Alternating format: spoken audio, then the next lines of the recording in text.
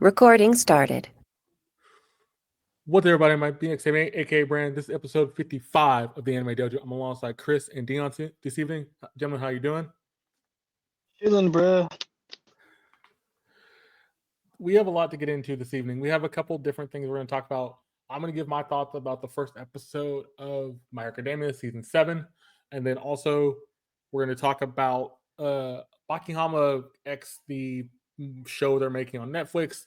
There's a question I'm going to pen to both the guys about that because this season is going to be kind of interesting because the way it's going to end up, you're going to have a lot of things hitting at the end that are going to be big hitters and it kind of affects some things I think on the chart.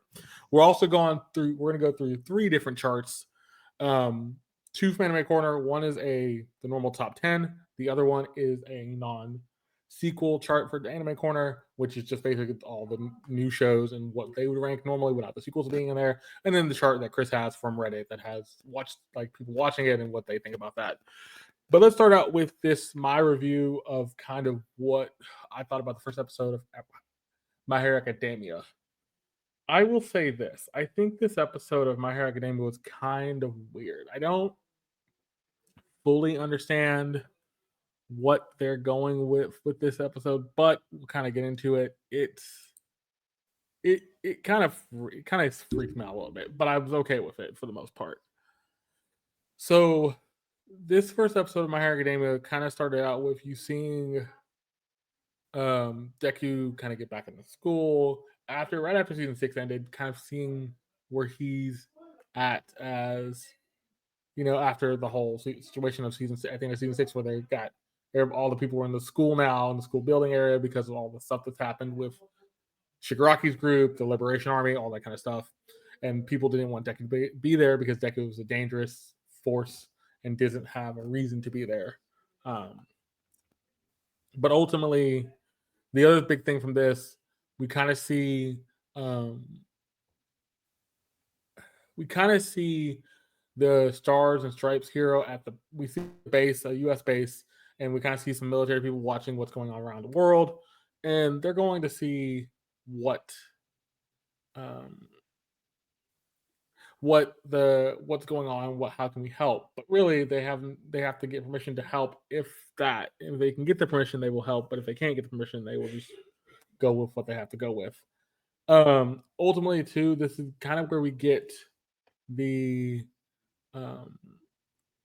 understanding of here's everything that's kind of happened. Here's everything that's happened up to this point. We kind of get a little flashback scene. Then we get her name is Claire comes out to where the base is, and she talks about I can handle it. We'll go do it. Really not sure why. Really not sure. They're like, why? Because we have to get permission. If we do this and something goes wrong, I'll take the fall for it. So we cut to where she's already started flying towards Japan on these bombers and things. It was actually a really cool scene. But ultimately, it kind of feels like they should just cut up right there. But then ultimately after that, we kind of see her fight with. We kind of see where she sees Shizuraki. We cut to there's Genus, Hawk, and Endeavor. They're all there. They're trying to figure out what's going on. They want to meet her, kind of talk to her, make a plan. Never happens because then her and Shigaraki get in a fight. The fight's actually pretty decent. The fight itself is more fun, but I ultimately think the big thing with the fight is that it has understanding of like what she's going to try to defeat this by herself with really not much help. She uses her quirk, which basically she can make a rule for any reason. She can make a rule about the fight or about the person. She has to figure out the person's name, which is Shigaraki, which ultimately backfires because it's not Shigaraki, it's somebody else.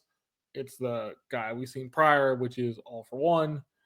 He's talking to the lizard dude. The lizard dude's kind of talking about what they can do with combining the Liberation Army and a couple other things. This part was actually more interesting than it probably should have been, but then ending up, ultimately, they go back and forth fight. Shigaraki is wondering how we can figure out what a quirk is. She doesn't really know. He doesn't know much about it. What can I do to defend it?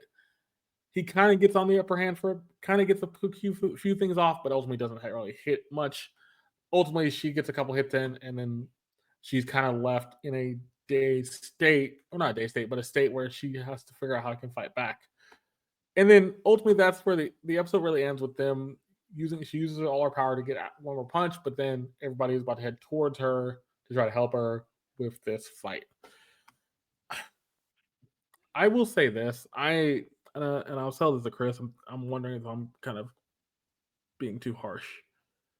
I thought this episode was ultimately kind of boring for being an episode, but that's just me. Am I far off base, Chris? I mean, bro, it was entertaining, but it lost a lot of wow factors simply Mm-hmm. because it kind of gave us a fight without prepping us for it. You're kind of tossing fans in without giving them any kind of background or any like. Because I mean, like for those like you have to acknowledge that My Hero Academia has been gone, has been out for a little while. So now that it's back, some people need a little recap, a little bit more than just tossing them into a fight with quote unquote two superpowers. Like Mm-hmm. there was no, I mean even when you look at like some of the big fights coming up, like Jake Paul and Mike Tyson, there's so much promotion going on before you even get to the fight. There's so much hype to Yes. it. Yeah. This you brought us to the fight, so it's like wow. Y'all had these two giants fighting, but we know nothing. And I also kind of feel like too, I when I'm watching it, I was like, we kind of already know what happened in the backstory. We kind of know about the stuff from season 6. We kind of knew she was already Stars and Stripes was already heading that way, or Star and Stripe, not Stars and Stripes, Star and Stripe was heading that way. We already knew she was trying to help them anyway. The other thing in this episode that they do, which I don't really mention because it's not really a big plot point, but it is a plot point. She was helped by um, All Might. All Might helped her family. They survived a car accident, all this kind of stuff. Um, it it was weird, but I think it worked overall. I think if you could have I don't know, took out the Deco thing, took out um took out the Deco thing, took out the flashback took out the flashback a little bit with the lizard dude. I think it would have worked better, but ultimately, I know you need those in there to give you context, and the context is there for that reason. Um, but I don't know. I just feel like it was kind of off base. I also think too, if you're gonna start off with that as your first episode, it seems like it was a very slow episode. Like a very not slow, but very like a weak start to the season because you need something big at the gate. You got the big fight, but like Chris said, without the context of the fight, why is the fight happening? We didn't get any of that. Um, and I'll ask you this, Chris: what would you rate that first episode for for My Hero Academia season 7? Honestly, bro, I would give it a 6.8. Oh, Like it was still good for what it was. It is My Hero Academia, and I know there is more to come. mm-hmm. But when if you're looking at everything else that's come out this season, like some shows wanted to put up a fight against this show and came out swinging. Granted, My Hero Academia, y'all did come out swinging, but I feel like y'all might need to swing a little bit harder to just to keep up with this season. And well, that's the other thing too. I kind of felt like too was like they you need the recap. I get it. You need the recap to make this make sense. But ultimately, that recap doesn't feel earned when you're only doing it like you're doing it to give people context to what's going on. But we've already known if you've watched the season already, the context is there prior. Her backstory is good. We get to watch she's really likes All Might. But outside of that, like the rest, like I mean, if Deco wasn't in this episode, you would have been fine. I would have been fine with that because Deco doesn't really need to be shown off. until you really have something for him. He's just getting up, putting his clothes on a hanging thing, and He's just going. getting into the swing of being back in school. Correct. And that doesn't really feel like a legitimate way for him to come, like be Right. out there. I'm okay with. I'm not. I'm not. I don't feel like disappointed at it. I just feel like there should have been more. The other problem with this, I think, is that, like you mentioned, it was more. There's more of the things you could have done. Um, I don't think it's too crazy in the realms of things, but ultimately, it kind of can vibe with the stuff a little bit weird if you don't have that ability to make sense of those type things. I will say it also felt like the 4 episode recap wasn't necessary to watch at this point. Then I don't know how you feel about that. Do you No, it do you, was unnecessary. do you think they should even have done it? Because at that point, them doing the 4 episode recap has no. It's only recapping things Well, we saw prior, which is I fine. feel like I'm about to say I feel like they tried to do what JJK did with Oh, the hidden eh, inventory because I mean hidden inventory was technically a prequel, but it was hmm, its own prequel, no recap at all. correct. Now, if you're telling me you're gonna give me 4 episodes of recap just to me get up with the S fight, then my dude, y'all got to be kidding me. But That's my personal opinion. Though. I, I also think too. If you're gonna do the 4 episodes recap, I think it felt like they were doing them from the whole series so far. Uh, but I could be wrong. Um, it felt like they didn't have a reason to have them there, unless you were just gonna have,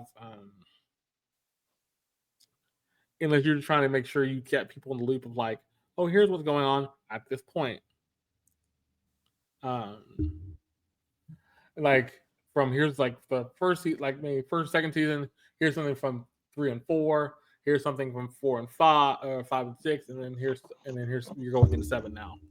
I it, that doesn't feel like you need that. Then if you're gonna just do that, I would rather you just recap 6. If Guess six what was I was thinking. recap 6, have 6 in the back burner, and Now, then you just people have that in there fresh in their mind. the only difference it would be for those who are completely new to my hero, Yes, and you just wanted to see what all the hype is about, yes, and you just now hopping on the the fan wagon. yeah. I Those agree with that. episodes are for those people. For those people.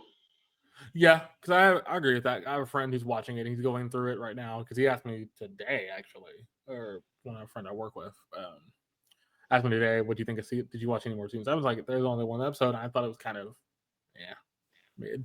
Like it was there just to be there. Like it didn't have Hmm. anything. It was not anything huge, but it wasn't like too crazy. It kind of felt like they just did it to do it. But I mean, we'll see. I'll keep you updated how I think about this. I feel like Heroes in a weird spot because they're only doing, if I remember you telling me right, Chris, 8 episodes, correct? Yes, But we are getting 24 episodes total, if I remember correctly. that is Um, correct. so I'm wondering if they're gonna do like an 8 and 17 thing, or 8 and 6 thing, 8 and 16, or what have you. There's not really any indication of how they're going to do this. I think also it just kind of feels like there's not much in the way of like cohesion in a sense, because we'll have this season and one more season, and I don't know if that last season's going to be as interesting as the first. Um, As long as they don't stretch it out like Attack on Titan. And Attack on Titan was unnecessarily stretched out. When you mean stretched out, what are you saying? Like, it's not that you had fillers, it's the fact that you paced the story so slow. Because Mm. then you just might lose me. I'm wondering if season 7's slower, and then season 8's where it's going to really ramp up. Because season 7, if I remember correctly, based on what I read and kind of, or not read, what I've heard about season 7 gets kind of dark anyway, because we're about to head towards. But outside of that, I haven't heard much else. Like, I don't know much about anything else that's going on right now in season 7, outside the fact that um, it's uh, it's there for the purpose of like kind of building back Deku up, building up his friends back up, kind of there to give us something to think about as we're going through this season, and kind of also giving us other heroes we're going to see. Because if we're going to see more Liberation Army, I'm cool with that. If we're going to see more of All for One, all that kind of stuff, I'm cool with that too. I just don't know if there's a better way to do it, because I don't want it to be super slow like Titan, but I don't also want it to be like JJK, where JJK kind of, Kind of and I don't know rushes if, me along. correct, they're going to rush it along. We're not going to have a reason for. We're not going to be sitting with the characters enough to understand they're going through. They're just going to be there. I mean, either one is weird, but I'll take it. Um, I don't think. I don't think it's going to be too outrageous, but I think it's going to be kind of, yeah, I think people are just to watch. I think people have a reason to watch. Not going to really have a great basis behind it. Speaking of that, I'm wondering for you, because you're a Bakahami fan. I know Deon's too. What do you think? Because this Bakahami crossover that they're doing with, I don't know the other show name. Ishin or sure.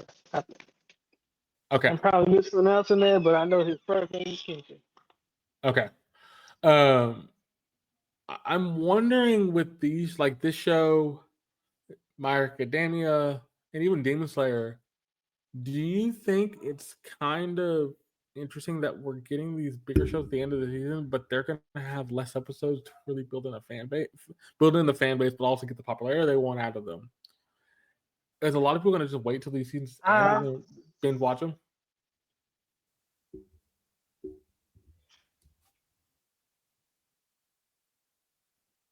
There's one way to look at it, and then there's a wrong way to look at it. Okay. The wrong way is okay. So the wrong way is admitting that all of these shows are on the same level. That's the wrong way to look at it. The right way to look at this is to give every show its space and realize when it's coming out and why they choose it to bring it out at that time. Okay. Okay. See, all of these newer animes, they needed time to build up their story. Yeah. Okay, now enter in. Oh shit, we got fireflies out here. My bad. Now enter in Demon Slayer and My Hero that have well-established fan bases and know that you know the action is going to hit. Yes. And then finally, the only way to compete other than that would be the Baki Hama Shura fight is because it's a fight. It's a fight of two, probably one of the best crossover fights outside of Dragon Ball Z, Naruto, and whatever that third one was. Mm-hmm. And the reason I bring it up, I think it's because it has weird things to me when you're only going to do 8 episodes, and I would have thought for something like Demon Slayer and even My Hero, start early in the season, not late. But at the same time, I get your point of you want to spread out, you want to have more space where you can do multiple, other episodes of things. it's not crazy, but it's not like overly different. But also for me too, I don't think I'm thinking it's kind of weird because you're like not really giving um you're giving these shows the back half of the season, which is good. But also I think the thing that people are going to be kind of weary of is, well, I've been following this show, I've been following this. I've already have so much on my plate to follow. I'm probably gonna have to drop something. And the probably easy thing to do with Demon being only 8 and My Hero being 8, more Demon than My Hero. I think you can drop one of them and wait till it fully comes out, and then you can just watch it, binge watch it. Am I wrong for thinking it that way? Because I don't think. Well, no, because everybody should have self-discipline to know if you don't have time to watch all the shows that are out, that you watch the ones that you want to watch, and then when you have the time, you catch up on the other ones.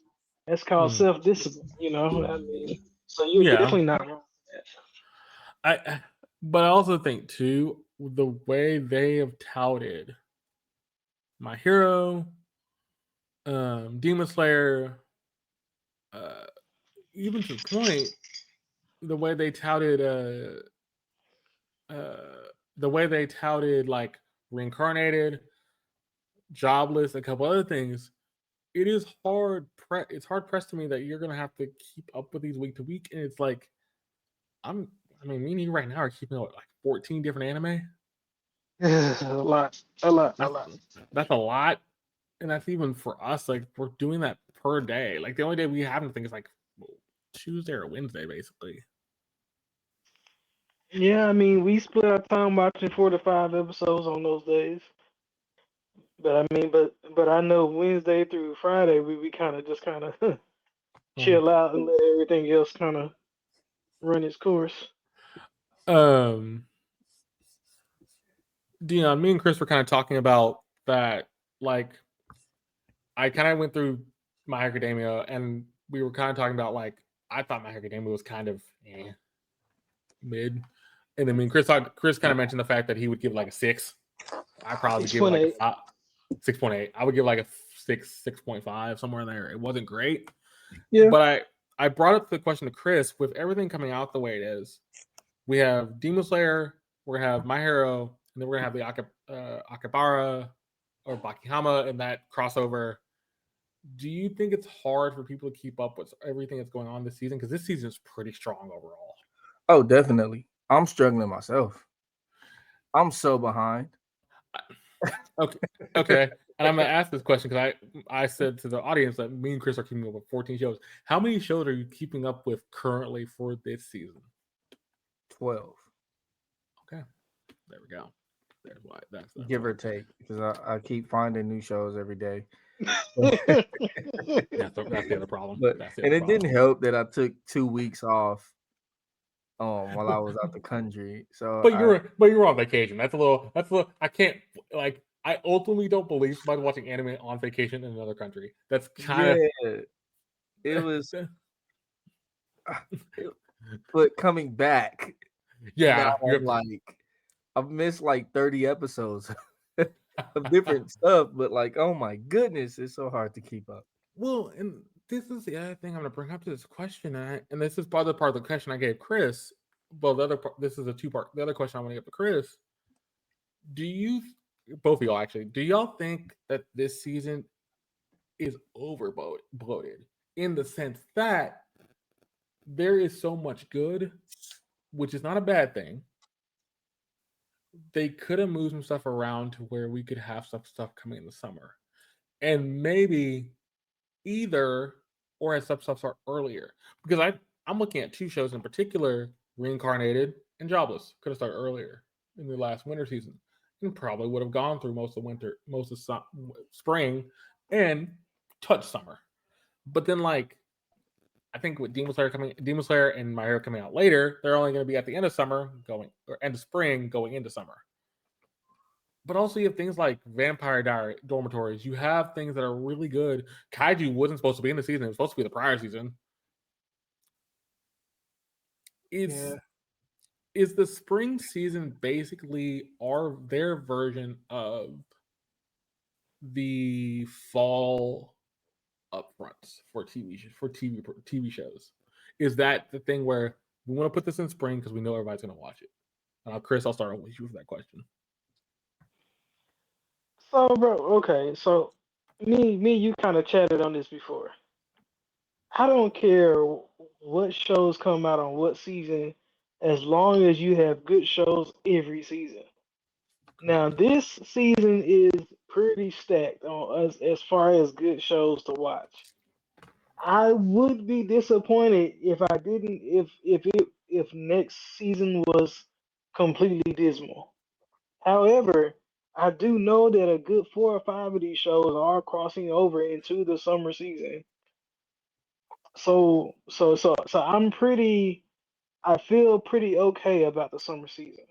However, the fall season is scary right now because I haven't heard anything about it at all. Zip, not a zilch. And there's my Mm. feeling because we haven't heard anything about fall yet. I know we wouldn't get that information pretty right now anyway. We get about the start of summer season or a little before that. But ultimately, this is probably one of the few times where like spring's so packed, where summer's okay because we have a couple things. You have Harley Quinn anime, you have things continuing like Slime, like But Jobless. Brandon, we Go ahead. knew about this spring last summer, Correct, we did. and following this winter season, we knew the shows that they were already talking about the shows that are coming out in the summer, in the spring and summer. Yeah, True. true. So here we are in the beginning of spring, going into the middle of spring, and we haven't heard nothing about the fall. So, Deon, I'm going to pose the same question to you. Do you think should there be a worry about this, or is it just because they just wanted to make spring season so strong and summer is going to be kind of decent that when the fall season might fall off a little bit?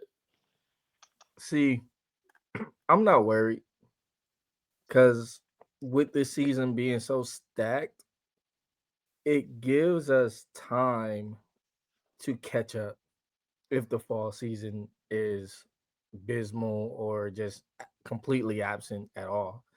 Because then summer's gonna be decent, if anything, right? You Okay. get and you still got half of the spring lineup that's still gonna be popping up Demon Slayer and all this stuff is still gonna be loading your plate up.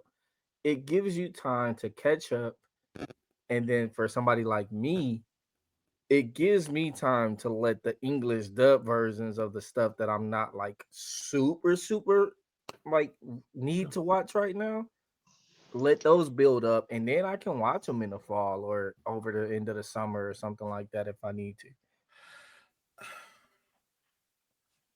Okay. Okay. I can see it. It just kind of has that weird feeling of like they knew what they were doing and they knew how they were going to do this and they got the result they wanted. Because a good example of this, and I didn't mention when me and Chris were talking about Demon Slayer or My Hero, but My Hero's opening has already hit 1.7 million views. That was as of before it came out. They Just put it on Twitter. anticipation. Huh? Just anticipation. Yeah. Yep.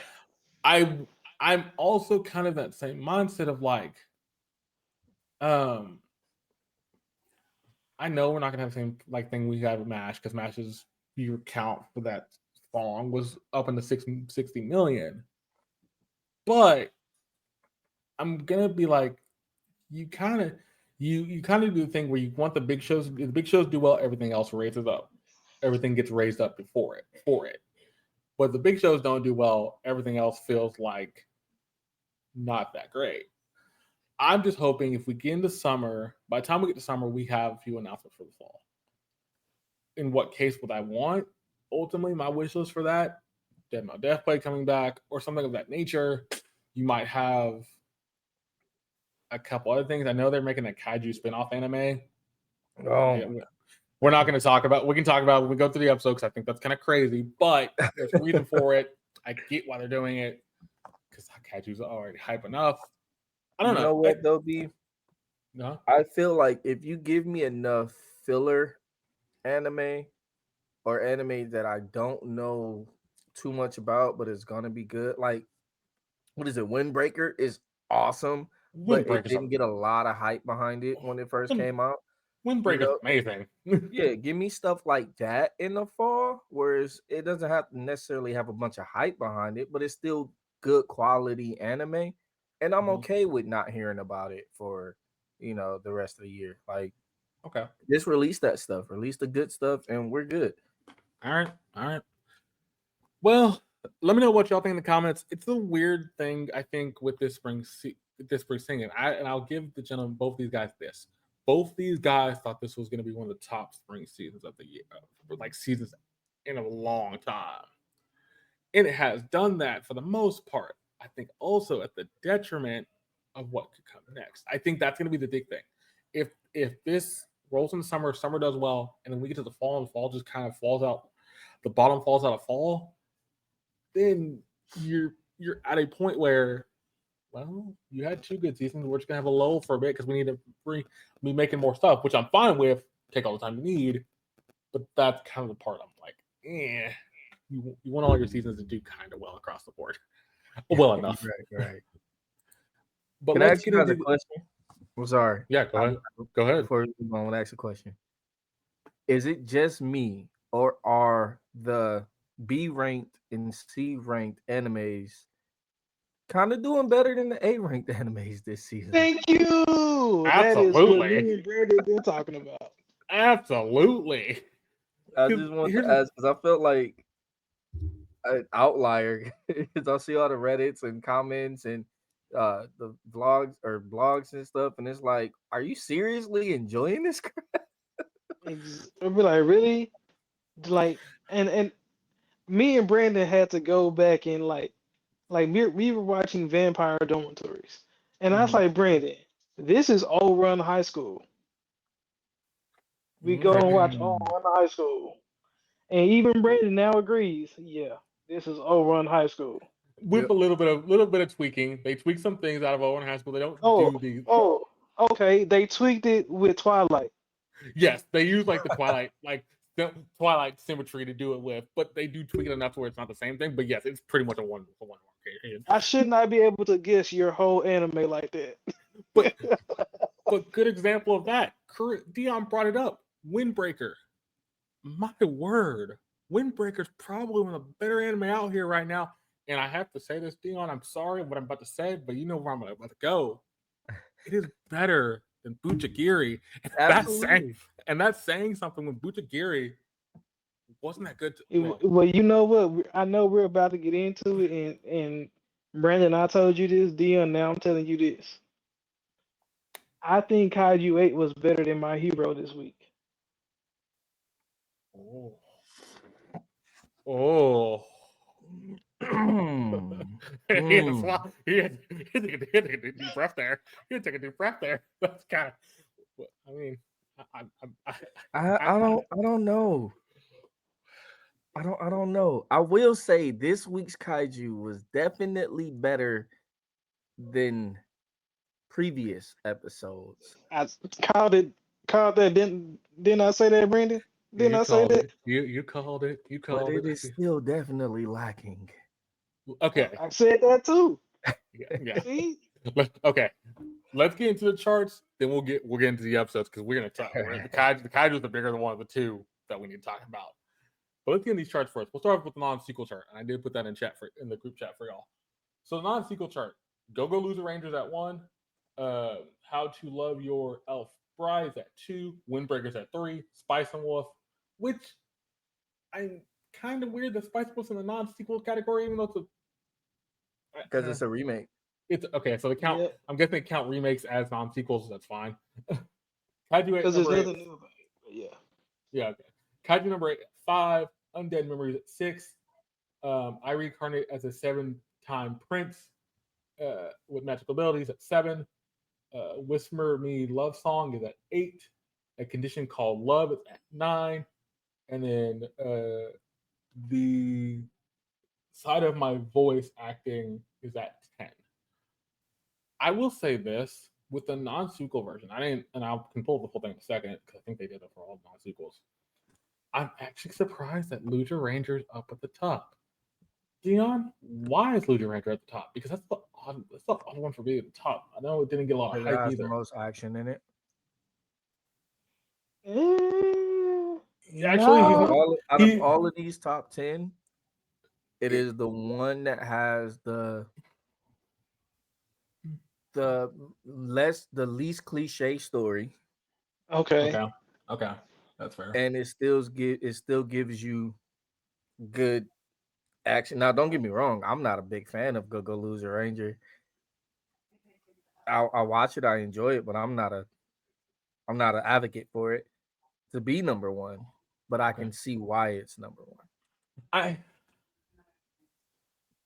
Everything else on this list is pretty much cut and dry to what it is. Like you can, like Yeah. what you say, Chris, you can pretty plan out the entire anime. Yeah. I will say this before I go to Chris. I think it's interesting. I'm surprised Windbreaker's at 3. I'm actually surprised Kaiju is at 5. I thought it'd probably be at 4. Not the top 3, but 4. And it also is surprising that Windbreakers, or not Windbreakers, Spice and Wolf is so high. But outside of that, the rest looks pretty innocuous for the most part. Chris, what do you think before we go to the other chart? Okay, so you already know I am pissed off that Loser Ranger didn't have an episode 5. So Poochie's there. Yeah. The fact that y'all have it on here, yeah, Poochie's. Now, I am watching Archdemon's Dilemma, and it's actually it's not an Ikasane. So that's the first thing. Mm-hmm. And it's actually a unique love story where this dude is already powerful, but the person who he wants to be his wife might be stronger than him and doesn't even know she's as strong as him. So it is kind of interesting to see. Okay.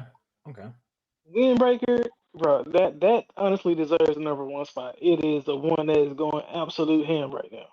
Yeah. Like honestly, it's doing better than Kaiju 8. It's doing better than Jobless Slime.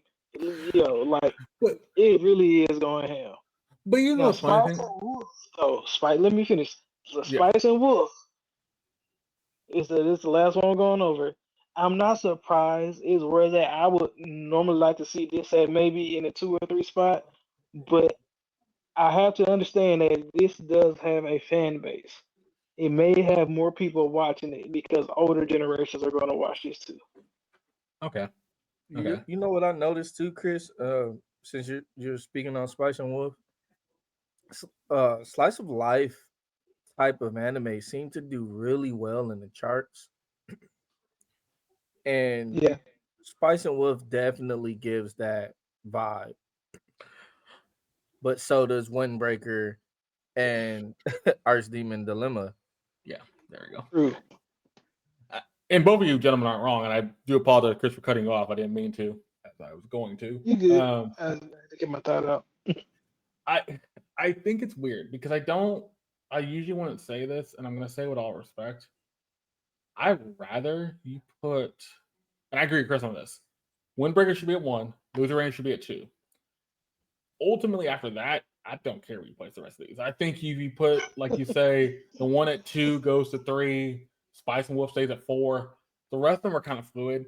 I think the scary thing is, I don't think they're getting the much hype they want for Kaiju. And we'll look at the other chart from this week, the actual top 10, and you can tell that pretty quickly. And I'm wondering if Kaiju's going to lose the luster once it gets to a certain point. Because Deon brought a point up in our talk. We talked about it in our group chat, and I want him to talk about it here, but he can also talk about it when we talk about the episode. That actually makes this kind of feel weird. But let me go through the actual top 10 for week 4. This was April 26th through May 3rd. Date Alive 5 is at 1, went up 1 spot. Konosuba is at 2. I love that show, by the way. Go Loser I'm Rangers at surprised it's not 3. much higher. You think Konosuba should be at 1? I mean, compared to sorry, my Crunchyroll started playing. Compared to the other one, yeah, definitely. Okay. It's so much Go funner. Loser Rangers at 3 went up 2 spots. Jobless went up 2 spots at 4. The Dilemma of How to Love Your Elf Bride went up 3 spots to 5. Windbreaker went up a spot to 6. Spice moved up 2 spots to 7. Delicious Dungeon dropped 4 spots. This is the big one. Kaiju number 8 dropped 8 spots, and Unmasked Memories went to 10. Stayed at 10. Deon or Chris, what do you think about this chart now? Because this chart is the weekly chart, and the big thing from this, Kaiju dropping from 2 or 1 technically to 9. I did call this Kaiju number -8 after this. So Done. so I kind of see where Dion is coming back when he's talking about the first 2 spots. Like, because honestly, both of these shows both have a lot of fan service. Let's put it that way. The only difference is one serves more action than the other, when one is a lot, and the other is a lot more comedic than the other. That's the only real difference. And Yep. in looking at this, it's only a 0.5 difference. So, eh, you know, those are so close to each other, bro. You like, they might as well say they tied, honestly.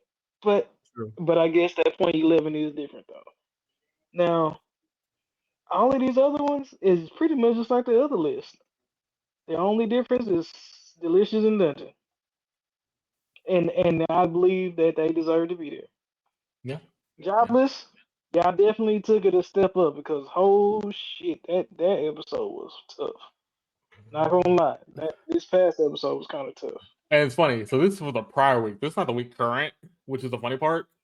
And that's gonna be on the next chart, and it's gonna be interesting to see how that changes that. Yeah. Yeah, because if y'all liked it, if y'all like the subject they covering last week and this week how they covered it, oh my god, whoo, I don't like Jobless.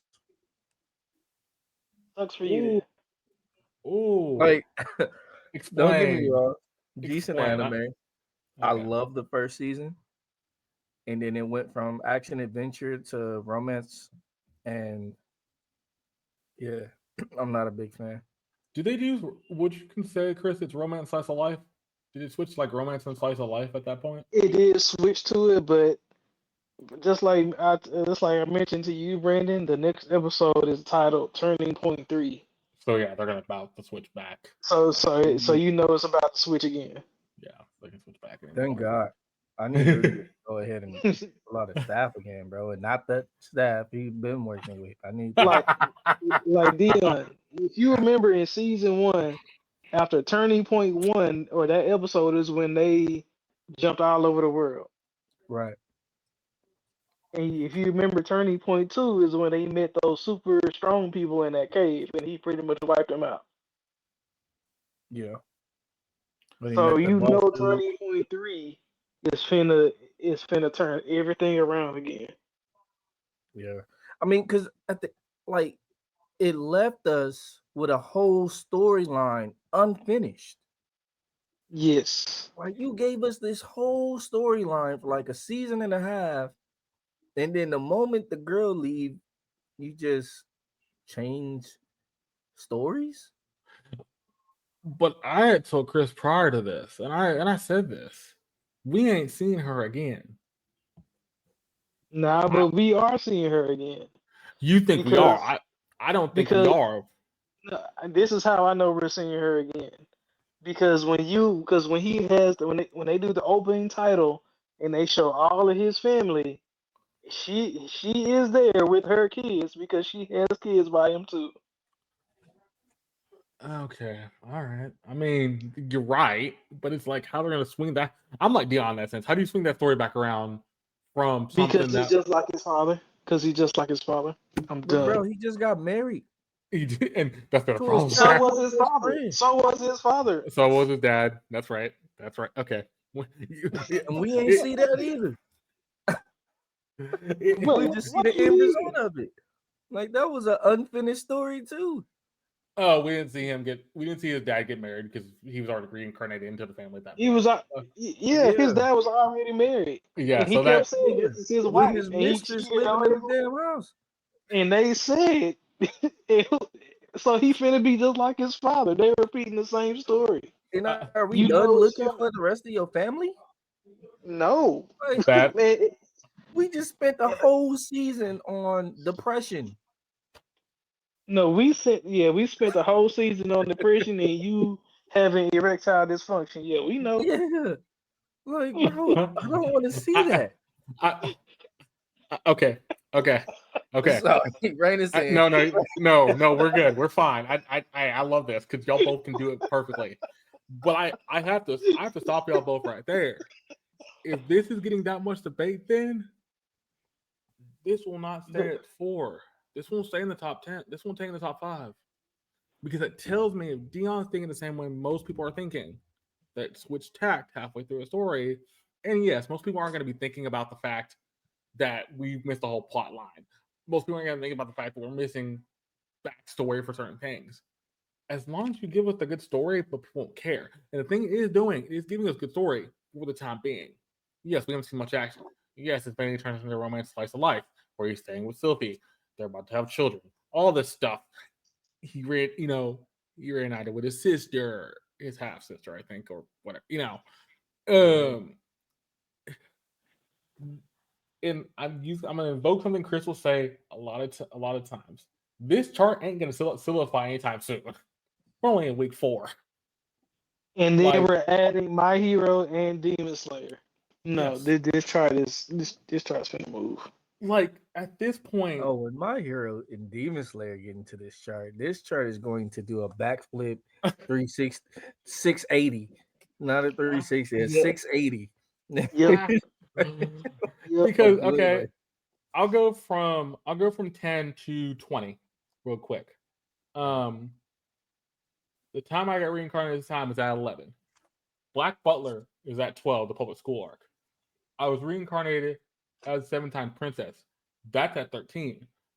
Whisper of my love songs at 14. A condition called love is at 15. The many sides of a voice actor radio is at 16. Jellyfish who can't swim in the night is at 17. Chill another world level 2 super cheat power is at 19. Yokohama family is at 20, which is I think that's a crime, should be higher, but that's just me. Grandpa and grandpa turn young again, that should be higher. Like Monsters at 26, that's even crazy. Ooh. Train to the End of the World is 25. Like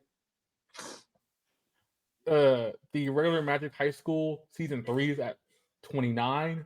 Like God's Game plays at 28. This is where you know a good season when you see this. The fact of the matter is, I could say this right now. Remonster should be higher. Grandpa and Grandpa Turn Young Again should be higher. Mission Yokohama family should be higher. Like this is the And craziest. I didn't hear you say Go Go Loser Ranger or But Gojo Fable. Rangers is already at 2. Yeah, it's at 2. Okay, what It's about at 3. Fable? Let me look at where Fable is sitting right now. Fable's at 44. And that should probably be higher. But Like it's so many animes that's not even mentioned. like, and here's the thing with Fable. Fable's that weird one where it's more comedy based. I don't think a lot of people are going to get the comedy because they're playing off the fact that it's like a James Bond film, basically. Like, but he's not smart. He's just kind of good at what he does, and he has to try to live a normal life. So it's a slice of life anime at that point. I don't know. Like this season is just kind of crazy because I don't think a lot of stuff that is in the top 10 right now could move around pretty quickly. And like Chris said, once we get to the point where you're gonna have um, you're gonna have Demon Slayer and My Hero Academia, that chart's gonna change. And I'm sad. I'm sad to say this, but I think it's the one of the few times where and it's weird that I'm about to say this. I agree with Deon. I ultimately think, based on this episode from this chart, I think you should take um Jobless down. I think Jobless should sit at 11 and switch it with Slime. With But I might, slime? but I might sound crazy because Slime's probably getting to the point where it's actually getting good. Like, I don't know. I'm totally off base, I think, but I am. Now let's read the next chart. Yeah, Chris, go into the one from Reddit because I want to see what you go through the one from Reddit.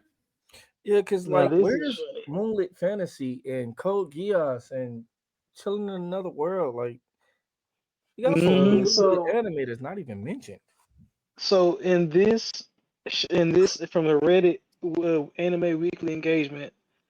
So the rank goes as follows: one is Jobless, two Delicious in Dungeon, three Konosuba, four Spice and Wolf, five Kaiju 8, six Slime, seven Loser Ranger, eight Jellyfish, nine Train to End the World, 10 Whisper Me a Love Song, 11 Sound Euphonium, 12 Windbreaker, 13 Moonlit, 14 Seventh Prince, and 15 Yuri Camp.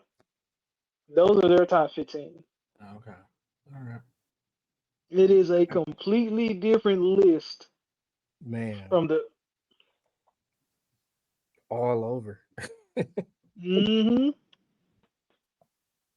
So that just shows me that everybody's so spread thin with what they like and want to see and what's good, because it's so much good that it's hard to, like, I look at this list and it's hard to make corrections, but I look at the other list and it's hard to make corrections, and they're nothing alike. So Exactly.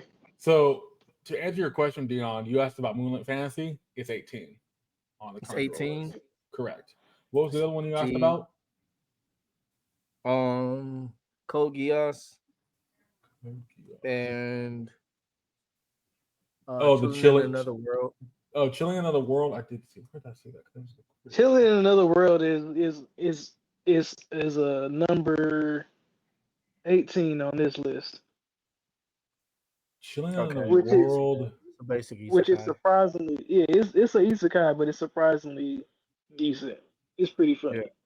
yeah. Oh yeah, chilling another world was low. That's what I remember because I looked. It was like 20 Hmm. something on this list. That's why it's odd. Yeah, here we go. It's 19. Chilling another world with level 2 super cheat power. Here we go. It's right behind Moonlit Fantasy. And like, I Now, think Moonlit Fantasy is way should be way higher than that anime, particularly. and Brandon, neither one of us said anything about Bartender. Nope, because bartender on this list is like I looked at it too because it's kind of funny. It is 34. And see, on this list, it is 22. So, hey, I have to give people credit. Like Dion said, I have to give people credit. People are spread out and watching different things, so both lists are not going to match entirely. Nope. I think the thing is with that. Then this is probably one of the few times where the anime with the charts actually match humans understanding, like what people are actually watching compared to Reddit, because it's actually kind of balancing out to each other somewhat. Well, see, then that's a whole nother study on what kind of people are voting on what kind of polls. Correct. Yeah, because we're still seeing a lot of these mushy female lead type of anime in the top, and there's still very few shonen or action type anime, even in the top 15. So based on the top 10, I can think of only, I think Dare Live 5, Konosuba, Jobless would technically have a female lead if you were going to go there. Spice and Wolf. Kaiju doesn't, but Kaiju has the other main character girl. You could put her as a lead, but she said taking over part of that. Basically, you have like 6 shows that have female leads. The only 2 that's shonen based: Go Go Loser Ranger, Windbreaker, Kaiju number 8. Or maybe shonen based, if you really want to say shonen in that term. We'll see where this goes. I mean, it's going to be interesting once we get to season chart number 6. This is only 4. We still have 2 weeks before we get to the halfway point of the season. And I'm gonna say this right now, for where we're gonna have the gentlemen do some homework when we get to that point, but I'll put it in their brains now. Once we get to season 6 or episode 6, not season 6, episode 6, I want both of y'all, including myself, we're gonna make a top 5 anime of the season so far. Just a top 5. I want to see what we think. And I gotta see watch how a lot of anime between here and then. don't. I mean, if you're keeping up with the certain ones we're keeping up with, that's fine. Don't expect us to cover everything on this list because there's a lot of stuff. I'm about to say, me and Brandon. Well, I mean, I'm current on Konosuba, but me and Brandon have been watching all of it over, and we're just made it to season 2. Yeah. Oh man, I love Konosuba. It's so funny. But I want to do that just for to see what we think at the halfway point, because the halfway point of this is gonna be interesting. Because by that point, we're gonna have episode 2 of My Hero Academia, episode 2 of Demon Slayer. So that's gonna really be episode 1 of Demon Slayer. Yes. Oh yeah, because technically it's an hour-long episode, so we're gonna have one episode, long hour episode this Saturday, and then that's right. Yeah, we're gonna have 3 episodes. We're gonna have 3 episodes by the point. That's right. But ultimately, I want to just kind of get the gauging because I'm interested to see if that chart's gonna change once those 2 get in there. Once Demon Slayer and My Hero get in here, is that chart's gonna drop off a lot of things quickly? Nope. Not the first episodes. No, I agree with you there, but we'll see. Especially looking at how My Hero just came in with the flop. Mm-hmm. Yeah. But they let's got to get come it. in soon. Go ahead. That's how you introduce an American superhero. Yes, Bro, yeah, and bro, it was bad. It was bad. It was bad. Not to mention, they kind of scored on America a little bit too. They kind of talked about us a little bit. Like I don't feel bad anymore about watching anime and only dub. Just because of it. Nope. But let's start this off with Reincarnated Slime. We're going to go into Reincarnated Slime episode 53. Correct. This episode was interesting. I actually have to give them credit. We're building up the things. We're finally getting to the point, which is actually kind of weird because I think it took a bit to get there, but we had to get the setup first. I'm doing this episode first because this episode's mostly a lot of talking. Because it builds up to the point. Kaiju's gonna be more interesting, but I'm gonna do this one first because I can get through the talking stuff really quickly, easy to get through. So get up episode 53. In a second, I will say 3, 2, 1, and then we'll get going. Gentlemen, are you ready? Ready. I can't find the episode. No worries. There it is. Couldn't find it because it was already up. Ready. All right. In 3, 2, 1, let's go. Meeting of both sides. That title is kind of innocuous now. Doesn't really make sense. No, it actually makes perfect sense. I have to think about it now because I think it makes sense, but I forget how it makes sense. Oh well, ain't my buddy. They're gonna tell you the whole episode all over again. By the way, my current list of anime songs on my playlist is over 100 now, and that's just anime and J-pop stuff all just bumped into one. Oh wow! Yeah, and I added what did I add? Oh, I added the song for Remonster, the opening for Remonster. Oh, that song goes hard because it's a lot of rap in that song. What anime was I just watching that had a really good theme song or opening? Goodness, it'll come to me. Mm-hmm. It'll come to me. But it's really cool.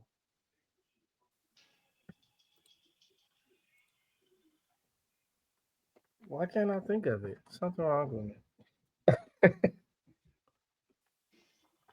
I It's can't probably wait till because I'm they thinking introduce. I'm listening to this one. You said what? I can't wait till we meet some new characters in here. Yeah, we had some of the characters on the intro. We haven't met yet. We need to meet them. Yeah, maybe 12 episodes from now we'll meet one. That'd be kind of sad. Now, Deon, Hmm. if you asked me, some of the characters around this table remind me of a certain Bleach characters. Oh, definitely. But okay, you brought that up the second. That's the second time you brought that up. Is that intentional? Then is that intentional to the fan base, or is that just the way they drew them? I think So it's it just wasn't the typical like look of a tough, stern group of people. Like And Brandon, you see him behind the veil? Oh, there he was. Okay. See, that shot was so quick last time, I didn't even recognize it because I'm just like, don't didn't think about it. That's the vampire dude. What's he doing there? he's the boss. So why is he not outside and actually sitting outside there? Because he can. Because he's a boss. And he leaves everything up to her.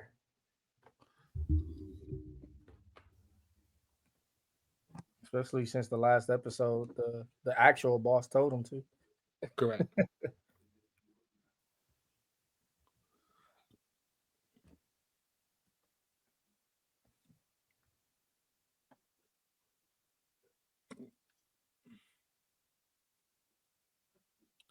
A bit high, but there's nothing out of the ordinary. Yeah, you forget there's like how many animals in that? Yeah, that's why the medicals will be high.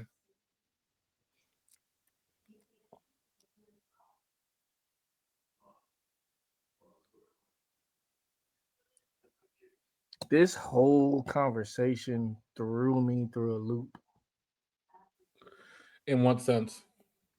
Like everything that they're talking about, we've talked about 17 different times with every group we've seen, with the demon lord, with the uh nobility. We've talked about this.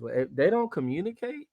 Like, Well, no, and I think the thing is, like, they're all having the same conversation about what's going on, but they're doing it without telling each side what they're thinking. So they're trying to make a plan to fight the other side, but they're not going to tell what the other side's doing. it's They're going to like leave it.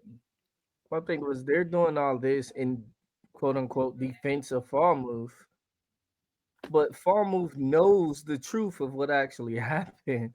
Correct. Correct. Like,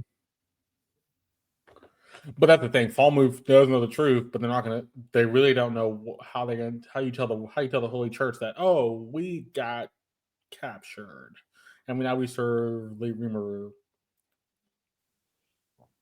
well, you say, well, we tried to march on their territory and they whooped our butt.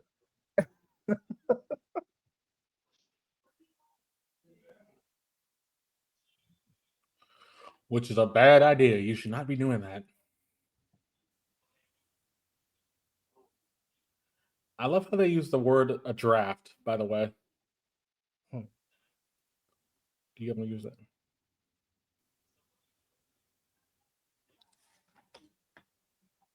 Like they don't even know if Rimuru is involved in the stuff that they're dealing with. Like,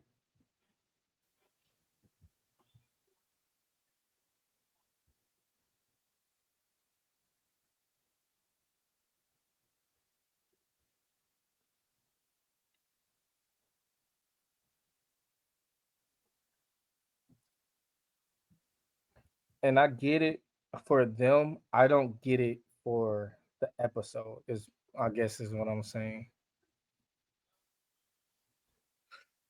When you mean the episode, you mean the episode title? No, the episode content. Like it feels like a waste of time. Oh, okay. Yeah, Well, I do admit that because now I feel like they're doing unnecessary, Yeah. unnecessary, Like they're trying to bring recalls. yeah. but it's Unnecessary Like but recalls. flashbacks of her fight with like we remember who you are, bro. We don't but need it's to all but it's also interesting. We've already, and Chris remembers this, we've seen the other two groups talk themselves and we've seen their whole conversations. This was the last group. We didn't know what they were going to think about everything that's going on. That may be true, but but they're not even saying anything about that. They're just I don't Yeah, know. they are.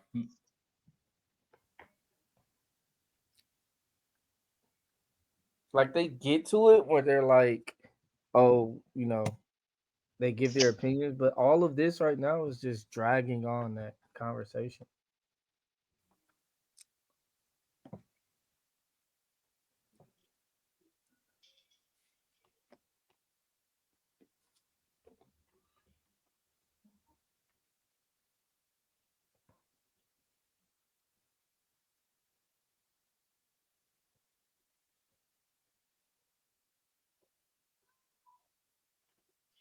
Like we could have started right here. yep. Oh, yeah, because this is all new, right? Yeah, this is Yeah. all new. This is all new.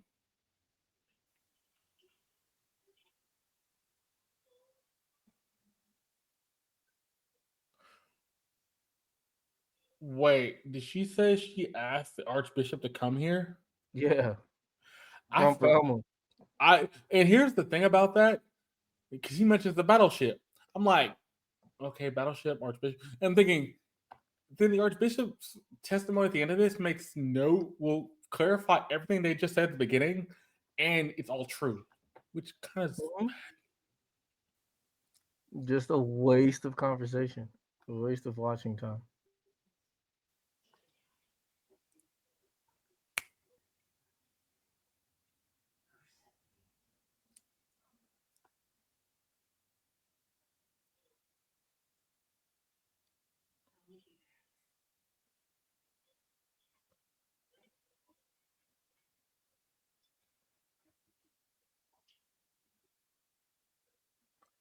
yes, yes. Y'all crazy?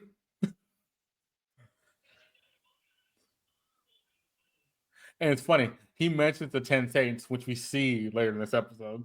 3 of them, actually.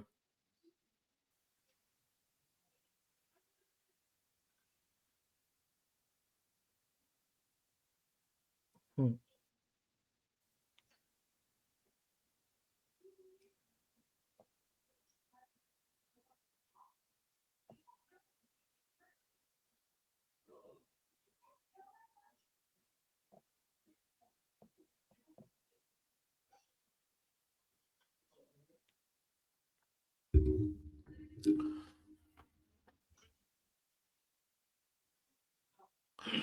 I will give them credit for doing a lot of talking. The one thing I will say with, I think Death Mountain Death played a lot of talking in their episodes. At least they're cutting the shots of other things, so you're not just staying on one shot too long. So Yeah. it's avoiding the problem of like focusing on one thing way too long. Yep. At least giving you different stuff to look at, kind of make keeps the shot or in the animated stuff from being kind of boring. Correct. I'm still so ADD. I fell asleep twice watching this episode. I can believe it. It was just, it's that, the talking is just that boring. Yeah. Okay, I can believe it. Well, the talking wasn't boring for me in this. Like, This part wasn't boring. It's the beginning. I think This the beginning part, part is, yeah, it's the beginning it's part. the beginning. The beginning that's boring if you don't already know everything that's going on. It's like we just recapped everything already in the last 2 episodes. Now we got to do it again.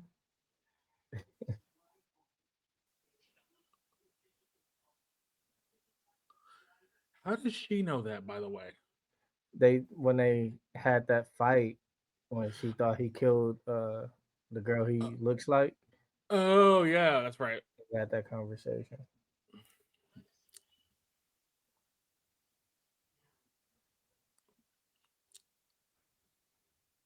which is what she's about to say right now.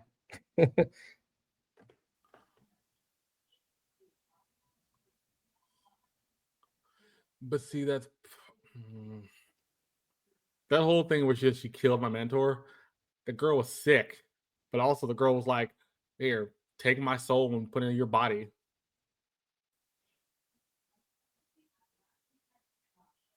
But she doesn't know that part of the story. Nope, Yeah. she don't. She didn't even ask. She just went and straight attacked him. Like, That's what makes this part of a good anime. yeah. Like Brandon, you recognize all of the lies that were told. Not the stereotypes because there's a nation of And monsters. by the way, she said she goes by herself. Ultimately, that's also not true because you see something later that disproves that fact. Exactly.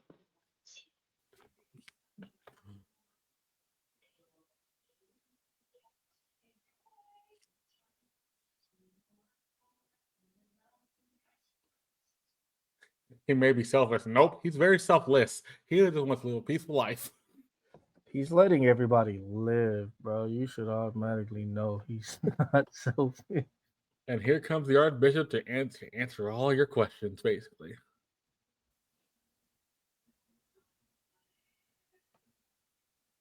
I didn't like his answers either, though. Neither did I.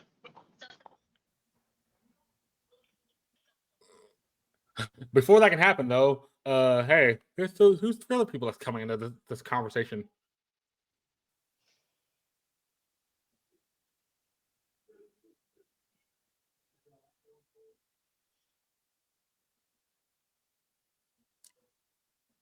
It's like they introduced these characters.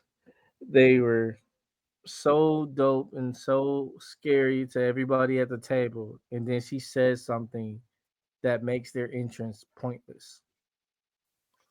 7 lumens from the Legends.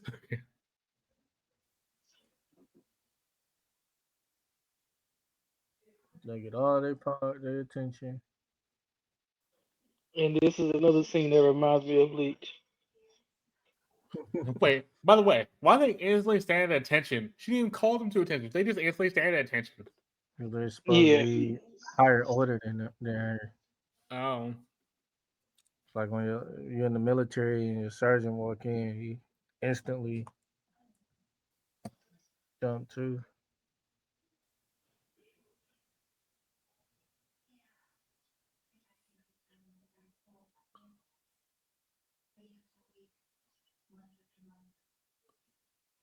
But then she says she's stronger than all 10 of them together. So it's like, Yeah, that's the problem.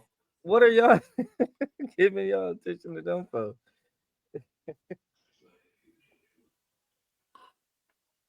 That was a massacre though. That was a giant massacre. A well-deserved massacre. He gave them 2 chances.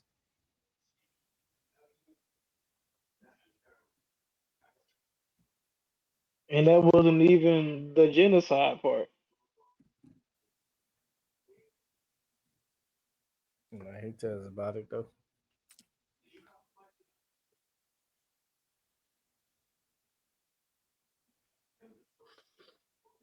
Not at that point. He wasn't even a demon lord then, see?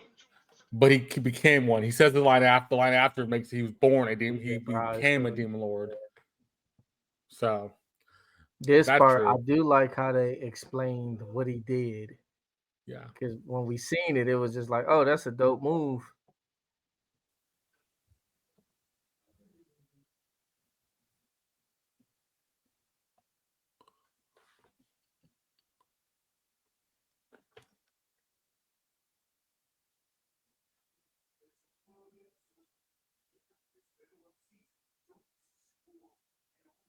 Oh, did.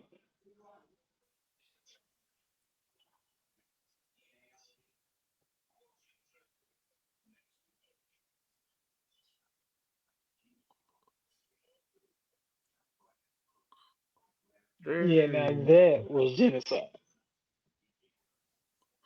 So what he's just said, that's true. That's a true statement, right? Mm-hmm. Yeah, He he took the didn't lie. souls from the Yeah, he battlefield. didn't lie. He told He no was lies. mad. You just tried to massacre his entire city, Clan. Yeah. Mm-hmm. women and children alike. Like it wasn't even soldiers that were half dead on the ground.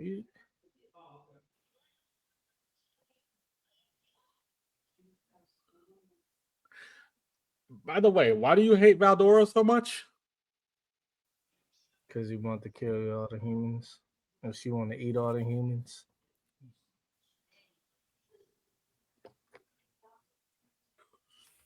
She's a vampire. Crimson.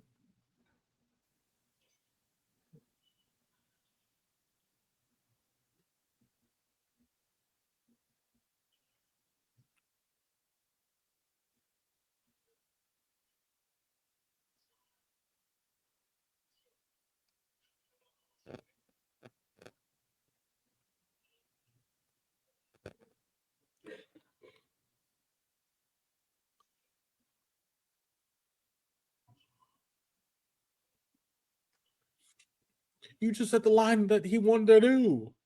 Mm-hmm. He just want to coexist with humans. He don't want to hurt anybody. Now y'all want to worry about if you can trust him or not. But y'all was trying to kill him at first. Mm-hmm. Till they realized they couldn't. Mm-hmm. Okay, Chris. This thing here, I don't think when he brought the crystal ball in, I think it got tampered with. Yeah. I'm guessing the 7 lumens tampered with it.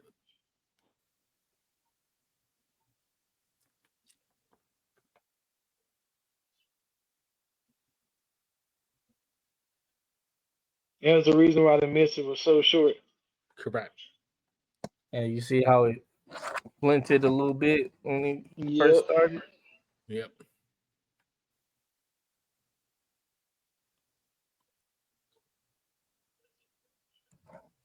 But I also wouldn't put it past him to do that to her just to get her to come so they can talk again. Yeah. But it's kind of ridiculous to think. Well, I'll wait till the show ends to talk about that.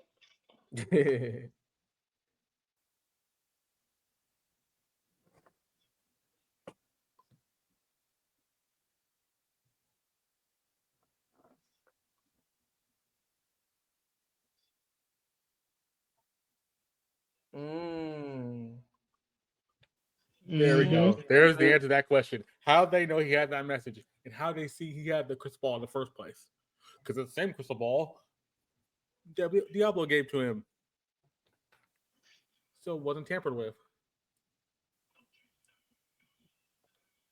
But they gave her this.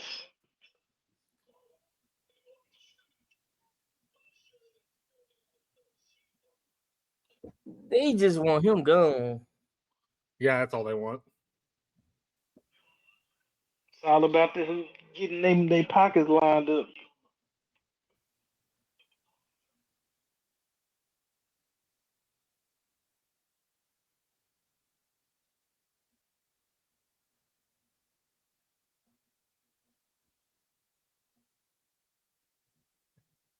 So y'all just happen to have this magic sword that could.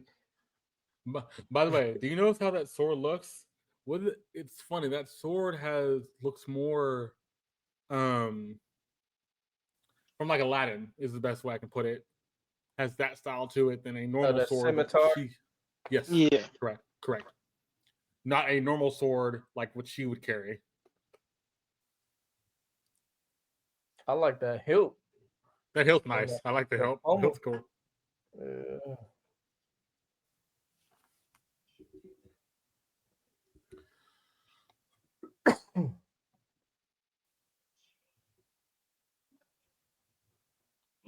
Y'all know we can sit and have a whole debate on what type of metal that sword is. Yeah, there's no telling what that metal is. It's probably made out of like dragon fang or something. Only thing I heard Probably. a dragon is a That dragon. that ain't some kind of adamantite or something. Yeah.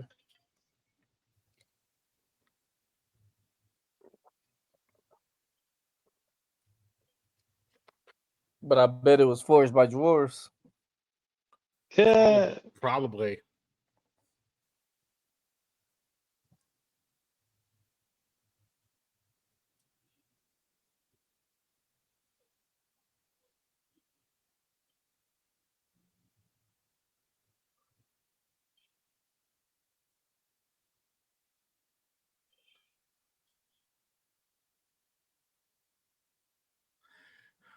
And this is where this is the contradiction. She is not coming alone.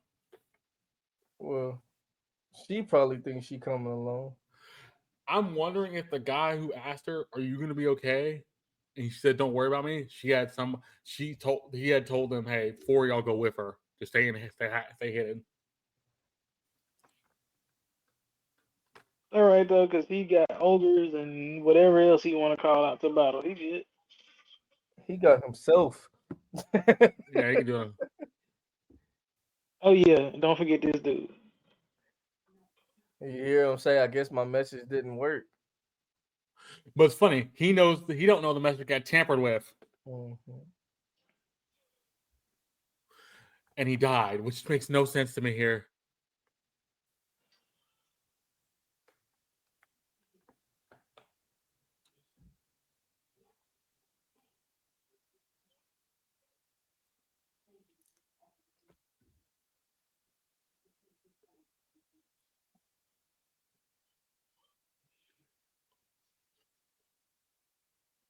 So they know they was trying to put the blame on him. Correct.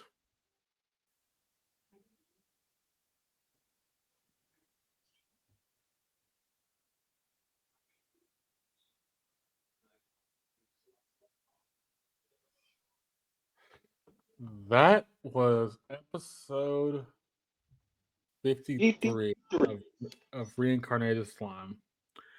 Meeting of both sides. Chris, I'm gonna let you do the honors for this one because this is actually the back two sections of this is interesting. The first half of this is kind of recap stuff. But Chris, I want you to go through it, do it in 3 parts, however you want to do it, and then we'll talk. Okay, then I'm gonna skip to all the important parts since it is a lot of talking. Okay, fair enough. So basically, in the beginning, in this intro, after they get through all these flashbacks, the meat of the story is that hey, I'm going to go. My mission is already to go to his nation and get to know this dude and see what kind of nation it is. So that's what I'm going to do. I'm going to submit myself to his rule.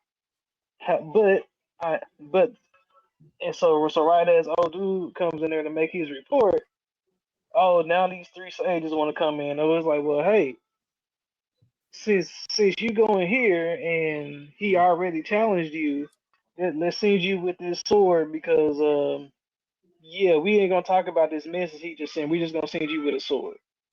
So I'm gonna pause there and let me see where y'all think. Deon, I'm gonna say this. I think it's kind of sad to say, but I think the first half of this you could legitimately cut out from them recapping everything and start off with her talking about what's going on. But ultimately, too, with this little section, the 3 Lumen sages come in here out of nowhere because the Archbishop comes back, and they have the message for her on the little crystal ball. Here's the thing: what the Lumen sages have more to do about this than anybody else. I think the Lumen sages are cool, but I also think they're kind of shady. What do you think about that? Yeah, they're absolutely shady. That was the worst shade of a group you can get. Them just being there was a red flag. Then they showed up at the exact moment the Archbishop was there, and they're talking about, oh, we heard he was coming. Nah, you knew. You knew. But I think the other line that gets me to that really quickly is the blonde haired guy, the spiky hair, a part of the group. He goes, "Wait, 7? Wait, you mean the 7 Lumen Sages of Legend? Say what? Why are they coming?" And he gets shocked out of thin air. And once they walk in, everybody stands at attention. So it was like, wait, so y'all didn't even know they were coming? Y'all were kind of taken aback. Yeah, because they weren't supposed to be there. They had no reason to be there. The only thing that makes sense for them being there is to just put to be in meta. play. Yeah, this messy plot we have now.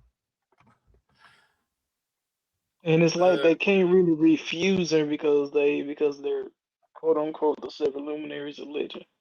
correct. Correct. Chris, continue. Okay, so here we are at the end of the show, and Rimuru is learning. We know from past episodes that Rimuru is getting ready for a huge party, but now he's getting ready to go to battle as well. That's what it looks like. So so that's when the Raphael tells him, "Hey, such and such is coming," and it's like, "Yeah, she'll be here kind of quick too." And then that's when Diablo pops up and be like, "Hey, this plan did not go right, and I can't really look at you in the face because it look like it's on me. But I assure you, I'm gonna get this crap cleaned up." To me, that's in summary, that's what he was talking about. So because when you look at the things that went wrong and how they aspired, it doesn't look right. But It looks like it's his fault. here's the funny thing, and I will you're right, things go wrong. Here's the funny thing about it. Didn't Rimuru's little voice thing in his head go, The great oh, siege.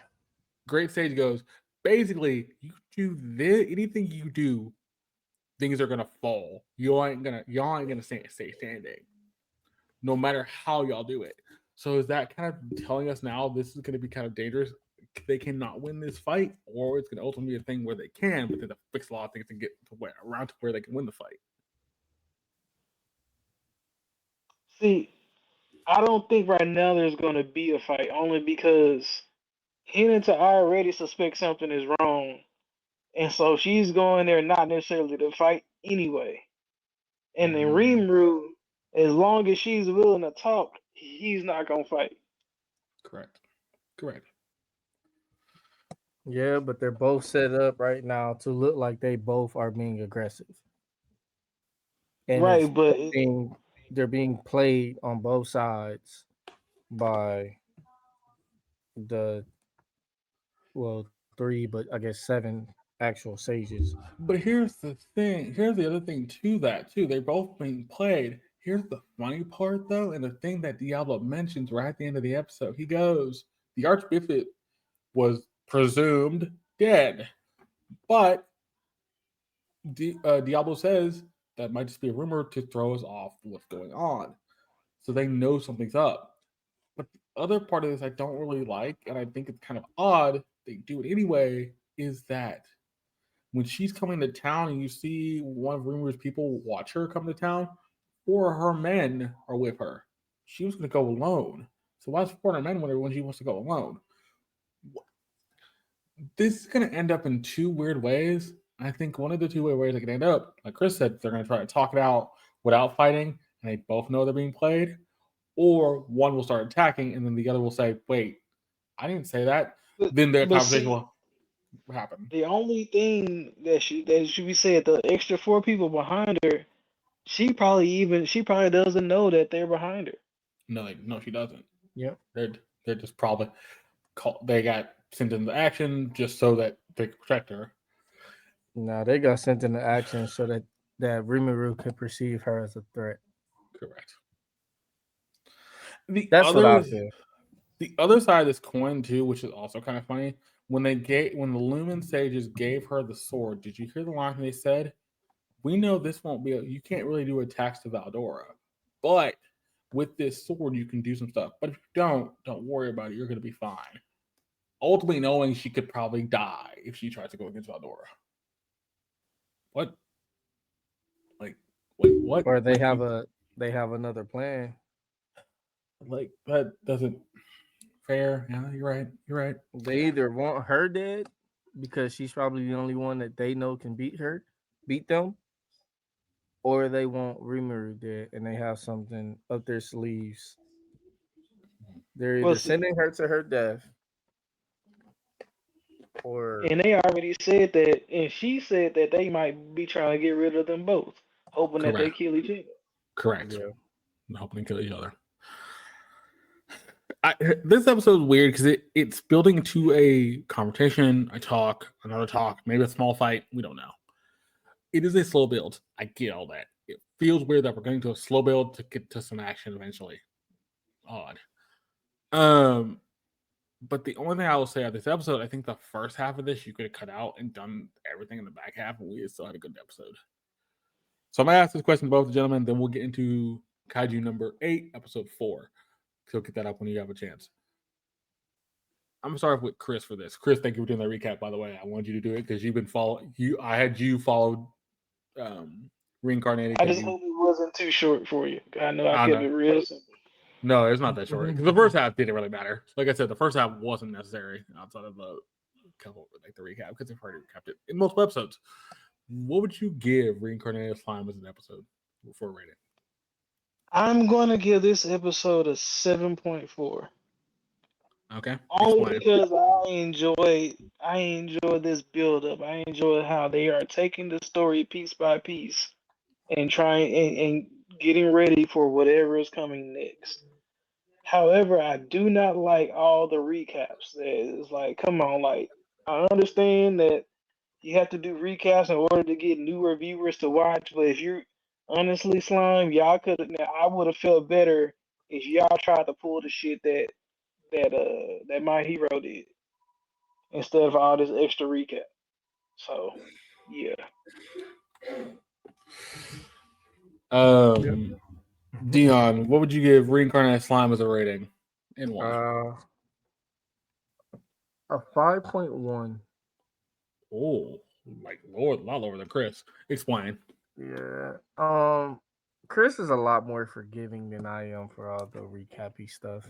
That's If you're gonna give me an episode that's 100% dialogue, I need it to be 100% interesting. Like, especially the beginning of the episode, you have to reel me in, get me glued, show like give me something to want to see the rest of the dialogue, and you made me fall asleep twice, almost 3 times. But I mean, I'm just a big skeptic of non-interesting dialogue.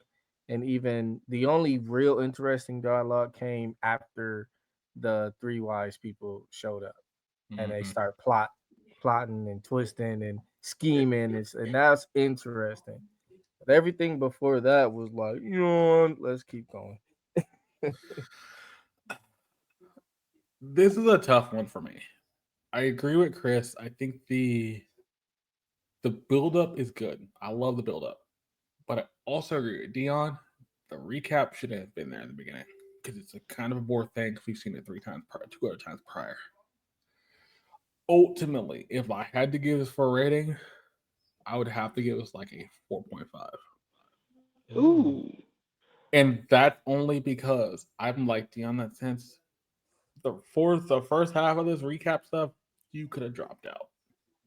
And I think it would have been better having new dialogue there. There is a couple new dialogue questions there. So at one point, when the guy says, "Wait," and I think he goes, "Wait, you serious? We're gonna just leave Reveiw with not by himself? Why?"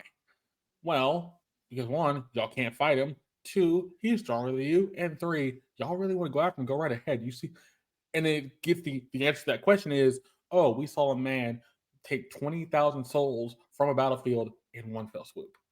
There's your answer. Like, and I think that's weird because that question comes early and the answer doesn't come till later. That's kind of odd. But ultimately, you have some other ones, like Deon said. Once the Lumen Sage got into play, Lumen Sage just picked the story, picked the back half up. The plot kicked in. I'm cool with that. I hope the only other time I usually don't give low scores for a lot of dialogue stuff. The only other show I've done it with is Dead Mount Deathplay, and Dead Mount did a lot of that because Dead Mount actually will do a thing where here's plot, and here's random conversation that doesn't mean absolutely nothing points. So it literally give you the indication random conversation, don't care. Here, Don't forget the like, random fights. yeah, random fights too. Don't care. But here, there's no really tell random conversation. Don't care. But in this case, it's a recap, so they do kind of tell you don't really have to care about this until they come in. Ultimately, you could have got rid of all that. I've been fine. But we'll see where Technically, it they're goes. the first characters we meet. Yes, that's the first new character we technically in the show, the Lumen Sages. So if we're gonna get more new stuff, more new dialogue, I hopefully next week, if we're gonna do this episode, I hope we don't recap what just happened between all their people and everything, and we're gonna like this whole like. I don't mind the political stuff. I appreciate it, but I think it's gonna be interesting if you have that conversation between her and Reveiw, how that's gonna go. Now that'll be the one thing that I can't stand is when you start doing a recap of the same season that you're in. Now Correct. that's where Oh my I goodness. drop the Yeah. line. A recap of yeah. Like, Yep. bruh, y'all literally did that to save story and save time and save money. Correct. Poo cheese on y'all. Yeah. I'm just not a big fan of the genre changes in the middle of a season. Yeah. Like we see it with Jobless, and now we're seeing it even more with Reincarnation, and it's like, But man, Slime's never been big on its action. Slime is mostly a lot of talking anyway. So ultimately, it's a lot of talking, but it's a lot more lighthearted and correct. Fair enough. fun and Fair, creative. And fair enough. now we're getting into this political seriousness, and it's like, all right, bro. Well, let me know what y'all think in the comments. We're about to get to Kaiju No'8. This is the one I really want to talk about because this one has a lot of stuff to get into. A lot of good stuff to get into. And I want Deon's whole opinion about this because that's going to be the part that's actually going to be really interesting to most people. So I hope you have episode 4 up in a second. I will say 3, 2, 1, and then we'll get going. Gentlemen, are you ready? Yes, sir. Let's go. All right. In 3, 2, 1, let's go. Oh, and by the way, this is the the, the theme song I was thinking about that I like. Oh, I have this song on my Yes. playlist too. This That's song one by of yes. Youngblood does a very good job with the song. I was like, what was I thinking of? I couldn't think of it because it's kaiju. My top 3 right now is this Windbreaker's opening, not ending, opening. I would add Fable's opening because Fable's opening is just fun. I like how they do that, like mystery song. And then if I had it like honorable mention, I added it today, Remonsters. Those are my I love top your 4. monsters. But this is my favorite. Oh, this is good because it's just simple like rock. I just hope we don't come into this phase where they put so much, I guess, backing behind the theme music and character design and artistry, and then you lack story. I'm already gonna. Deon, I hate to your burst your bubble there. Attack on Titan's first song was that started that, and now look at Mash. Good example of those. See, Attack on Titan, at least their first season had some substance to it. That's true. MASH, their first season had some substance to it. This, I'm still looking for the substance. I'll find it one day, I promise. He healed it. I still think he healed part of it.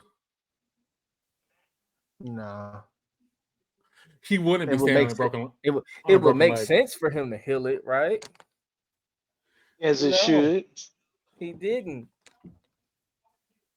More plot failure. We'll get I into mean, it. well, let's just be honest. Kaiju 8 right now is the pure definition of plot armor. Yeah, that's right. That's actually kind of fair. It is a pure definition of plot It's armor. plot armor, but he's not even using the armor that he could No, use. he's basically not using anything. Exactly.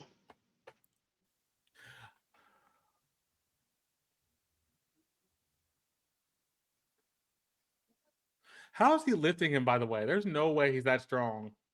No, remember those suits enhance their strength? Oh, yeah, right. That's rough.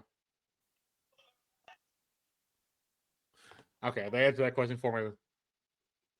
Yeah.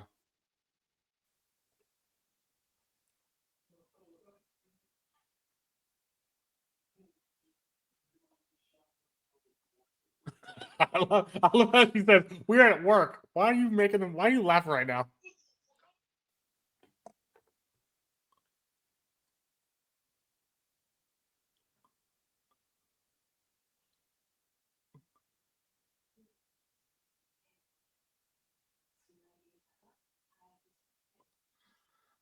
Ooh.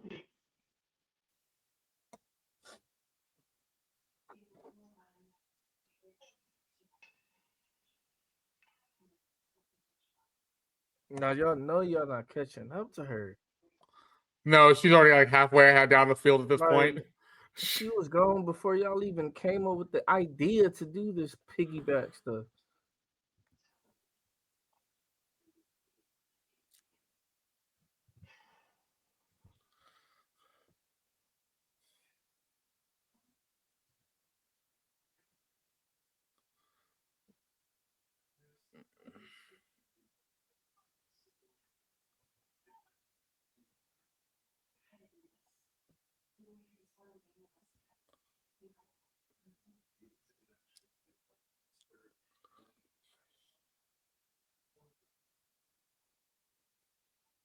Everything right now looks like how you think an anime should go.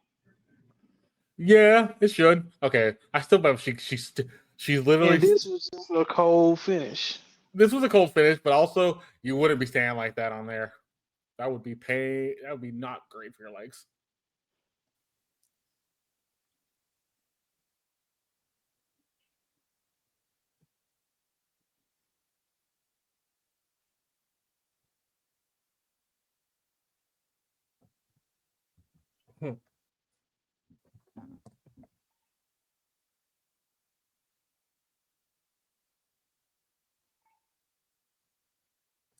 Like this, why would you recall your drones while?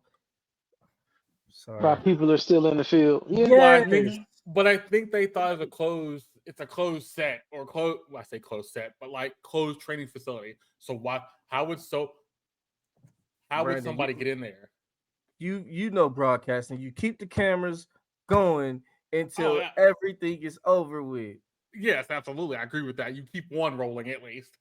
I would Yeah, agree. like You should have what? kept like 2 or 3 drones like moving around just to be You're safe. calling the drones and they not even back home safe yet. Like Well, at least we're about to find out why. Because this is when stuff started getting good to me. it's so obvious.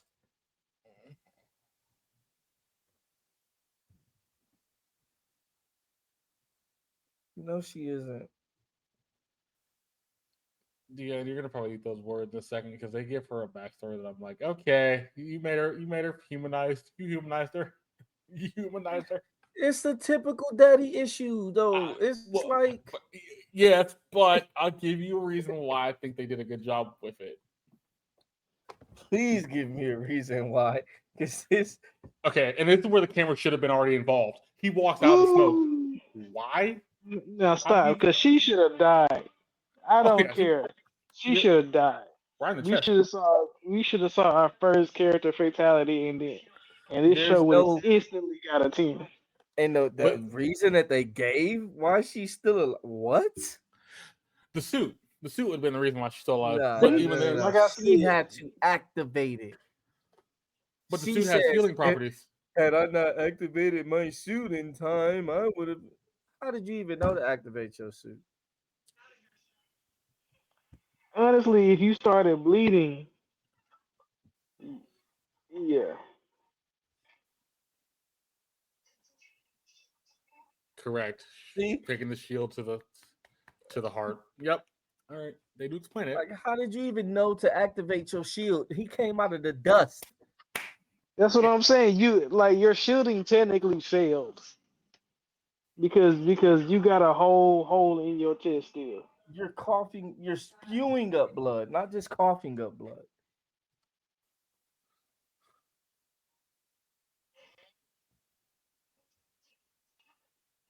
And where did he come from on the radar? Like this is a Now, close. now, now we know Oh, he didn't. Woo! shoot.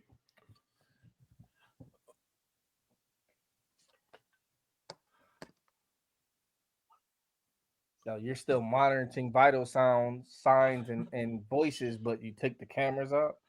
And the Kaiju just leave out of the arena.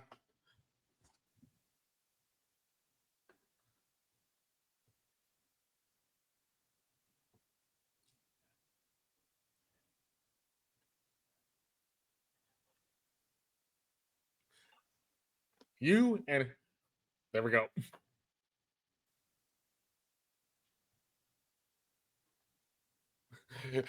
I love how you said recent play on the drones.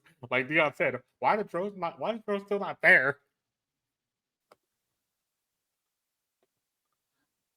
Oh, I would just be running at this point. I would not be staying around.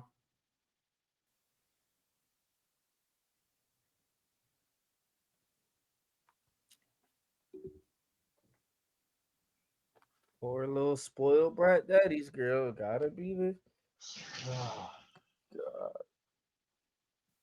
How much can that suit heal? Because that shield healed her like all the bullet holes, basically. Well, I will give her that she has the suit's capacity at a very high Correct. whatever. So it probably can do a lot. But this was funny though. Oh, But like Like like just took like a punch, but it was a punch. It was a slap, and just like there's slapped no her to a wall. there's no coming back from that. There's no suit on your head. Your skull impacted a A wall. wall. You should have passed out right then, And, if and anything. here's the backstory.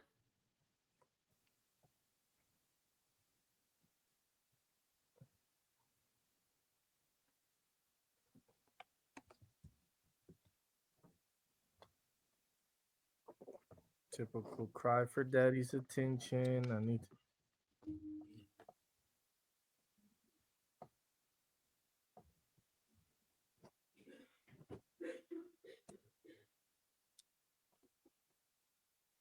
So she has Batgirl's origin story, basically. Back origin story. I mean, yeah, I can see it. I can see it. Daddy was a military man. She's a military brat. He didn't give her any love, so she had to grow up to be super strong to get his approval.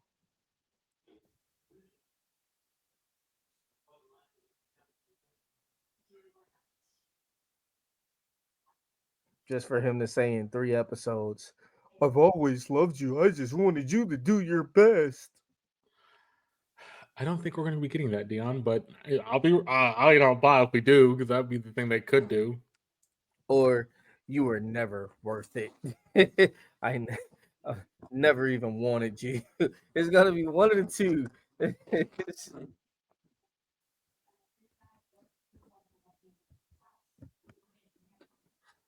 By the way, she has only one arm here. She should not be moving at all. Can't even hold your gun. Don't try to. Oh, she don't. I don't think she put it back in place, did she?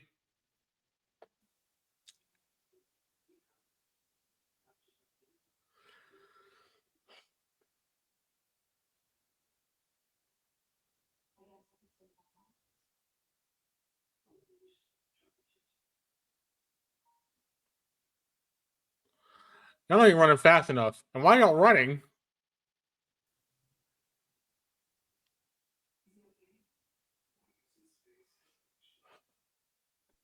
Where's the tiger? It comes in. We do see it. We do see it. Where's the tiger? He would have been there already.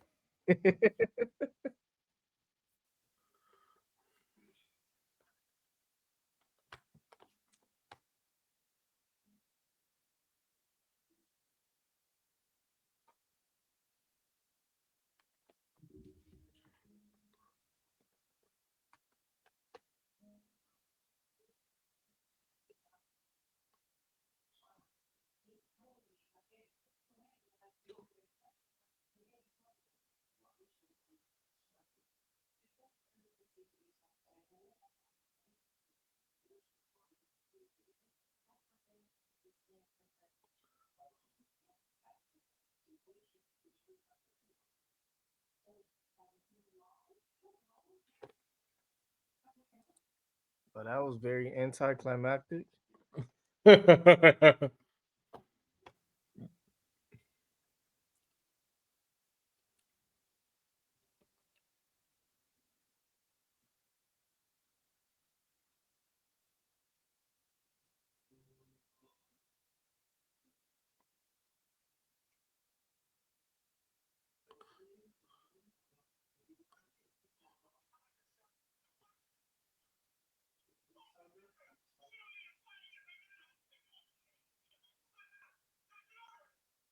And he's already gone. Oh.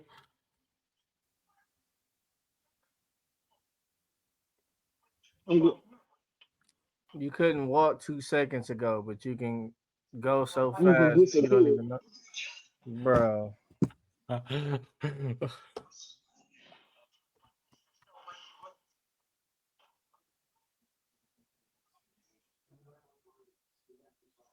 That is the correct response, though. He's a kaiju. I love this part.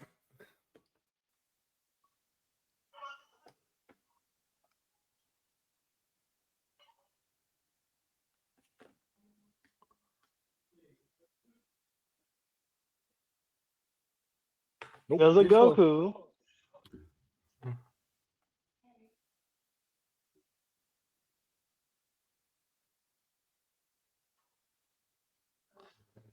This scene doesn't make sense to me now because there we go.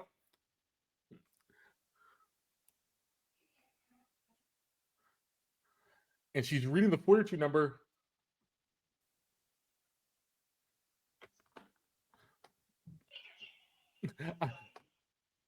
This doesn't make sense to me either. How are you reading the kaiju's fortitude, but you're not tracking the vital signs of the person who is the kaiju? How do we not put two and two together yet? Anyway, You know what? See now, I got an issue. I got an issue.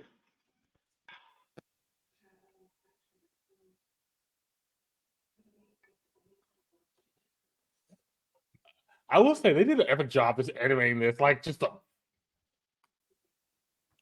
it looks great. It really does. The music is great. But the storyline, man. No, that see, guitar and that yeah, guitar riff.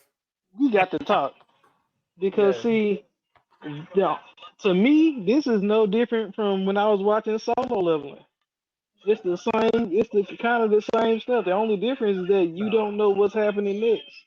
No. Solo leveling went into detail of the story and plots after the fact. They'll give you This something isn't. and then they'll describe everything.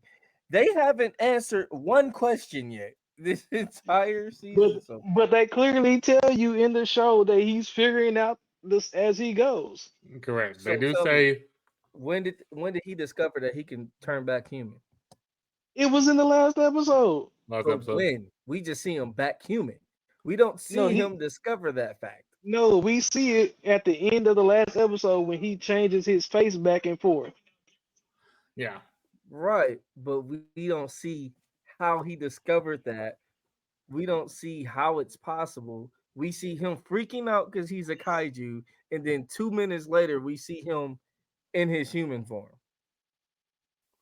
cleaning up So again. so Okay. you don't think they won't take that as a mystery part of it? Like that is a part of the show. I'm sorry, is this a detective show? Are we Scooby Doo? We have to solve mysteries now? Okay. Hold on a Duh, second. that is part of the plot. Hold on a second, you two.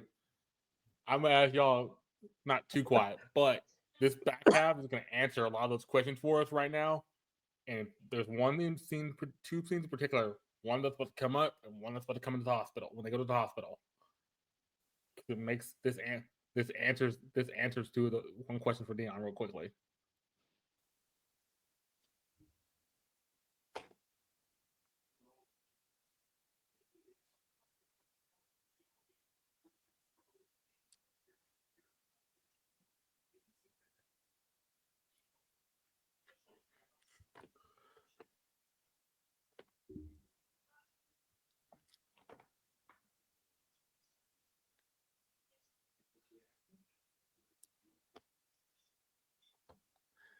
That's the first thing.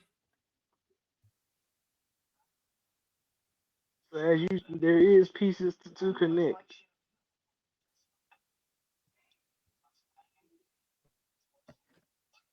That was supposed to connect the piece. I'll Yes. explain. I will explain. Please explain. I will explain. Because he just stated the obvious. And why are you still hurt? Back to human form. So the kaiju don't keep him from getting hurt, I don't think, fully. He was already hurt prior to the kaiju, him turning into a kaiju.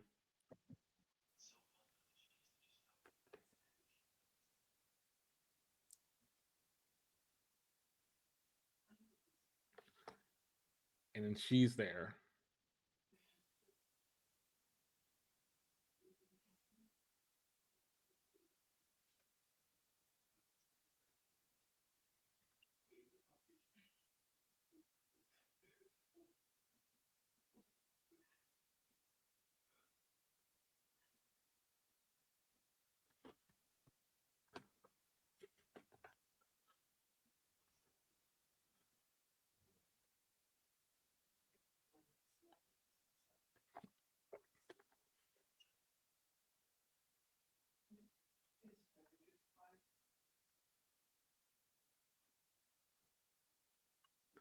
And then number 3, this is also the one that I like because they did this very well.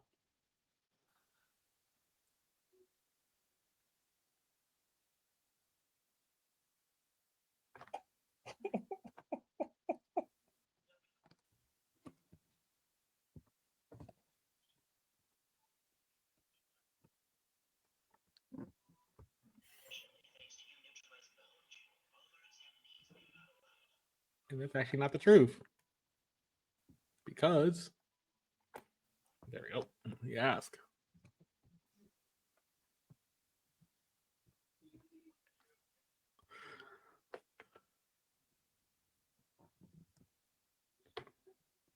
Mm-hmm.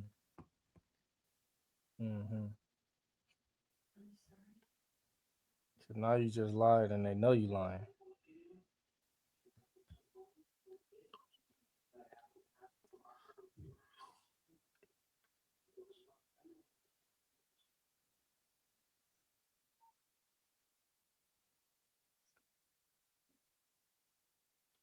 Bro, where's your ears?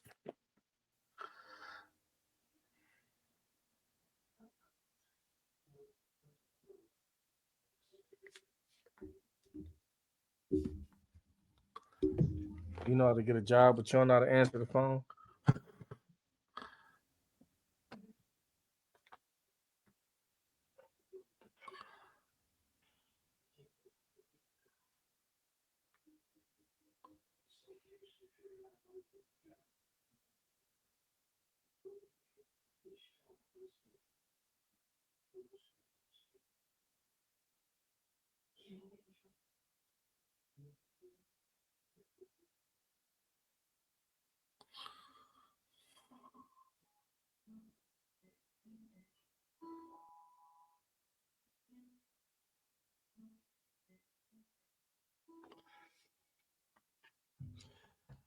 That was episode 4 of Kaiju number 8.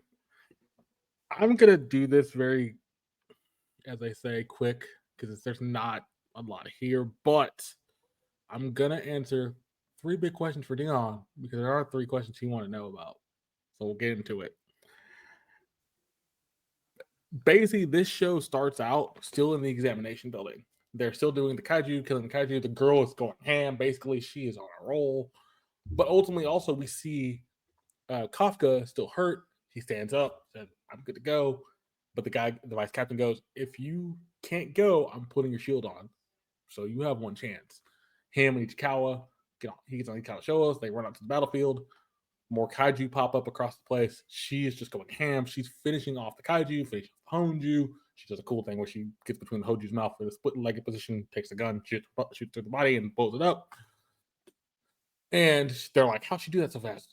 Really? And ultimately, what happens after this, we get a flashback of her backstory. her backstory is basically she's really smart, really strong, really well to do anything. Well, she passes middle school with flying colors. All the other parents are really praising their kids, but her kid, her dad has a cam. But the butler does. We've seen the butler prior episode, and the butler says your dad will be proud. All this kind of stuff. Ultimately, after that point, we kind of get. She goes back to the house. The dad's like, you have to keep doing what you're doing. This is on one thing, but keep going your goals. You have to be perfect. All this stuff. We cut back from the flashback. She's like, I have to be perfect. I have to be doing this. So she just keeps trying to be this perfect thing. Ultimately, once that happens, we see our shady figure walk in the picture. This other kaiju, she's like, this kaiju can talk. Kaiju shoots some like power things out of his body, out of his hands to shoot her in the body, shoot her in the heart at one point. She's almost pretty much out of it, knocks her shield out and everything. I'm gonna stop right there, and then we'll get into the next part. Deon, what do you think about this first part? You really want to ask this question? I do, because I want you to be honest. I literally want you to be as honest as possible because I want to see why you said the way you said. So, it was beautifully made. It looked cool. She, I forget her name, but the blonde-haired girl, super cool. Very acrobatic and skilled and talented. Everything else about this entire front scene makes no sense to me. There's no real point to this besides showing her off so that when the next half happens, it's that bigger of an impact.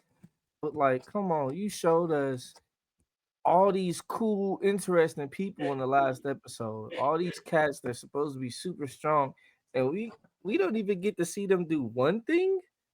Like, why go through all that trouble? So which one was a waste of time? This one or the last episode? Chris, what do you think about the first half? And I'll answer one of Deon's questions right off the bat pretty quickly. Okay, so the first half was just like any typical action anime. I'll give it that. Yeah, there's always the one character that goes ham more than everybody else. But we understand that this character's power is somewhat enhanced.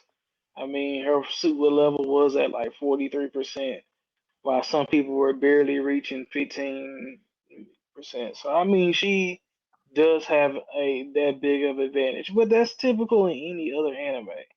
Exactly. So, I will say that. Here's my big thing on Deon. I would agree with you for the most part. Ultimately, there's two things I can tell you pretty quickly, and I told Chris this because I thought about it.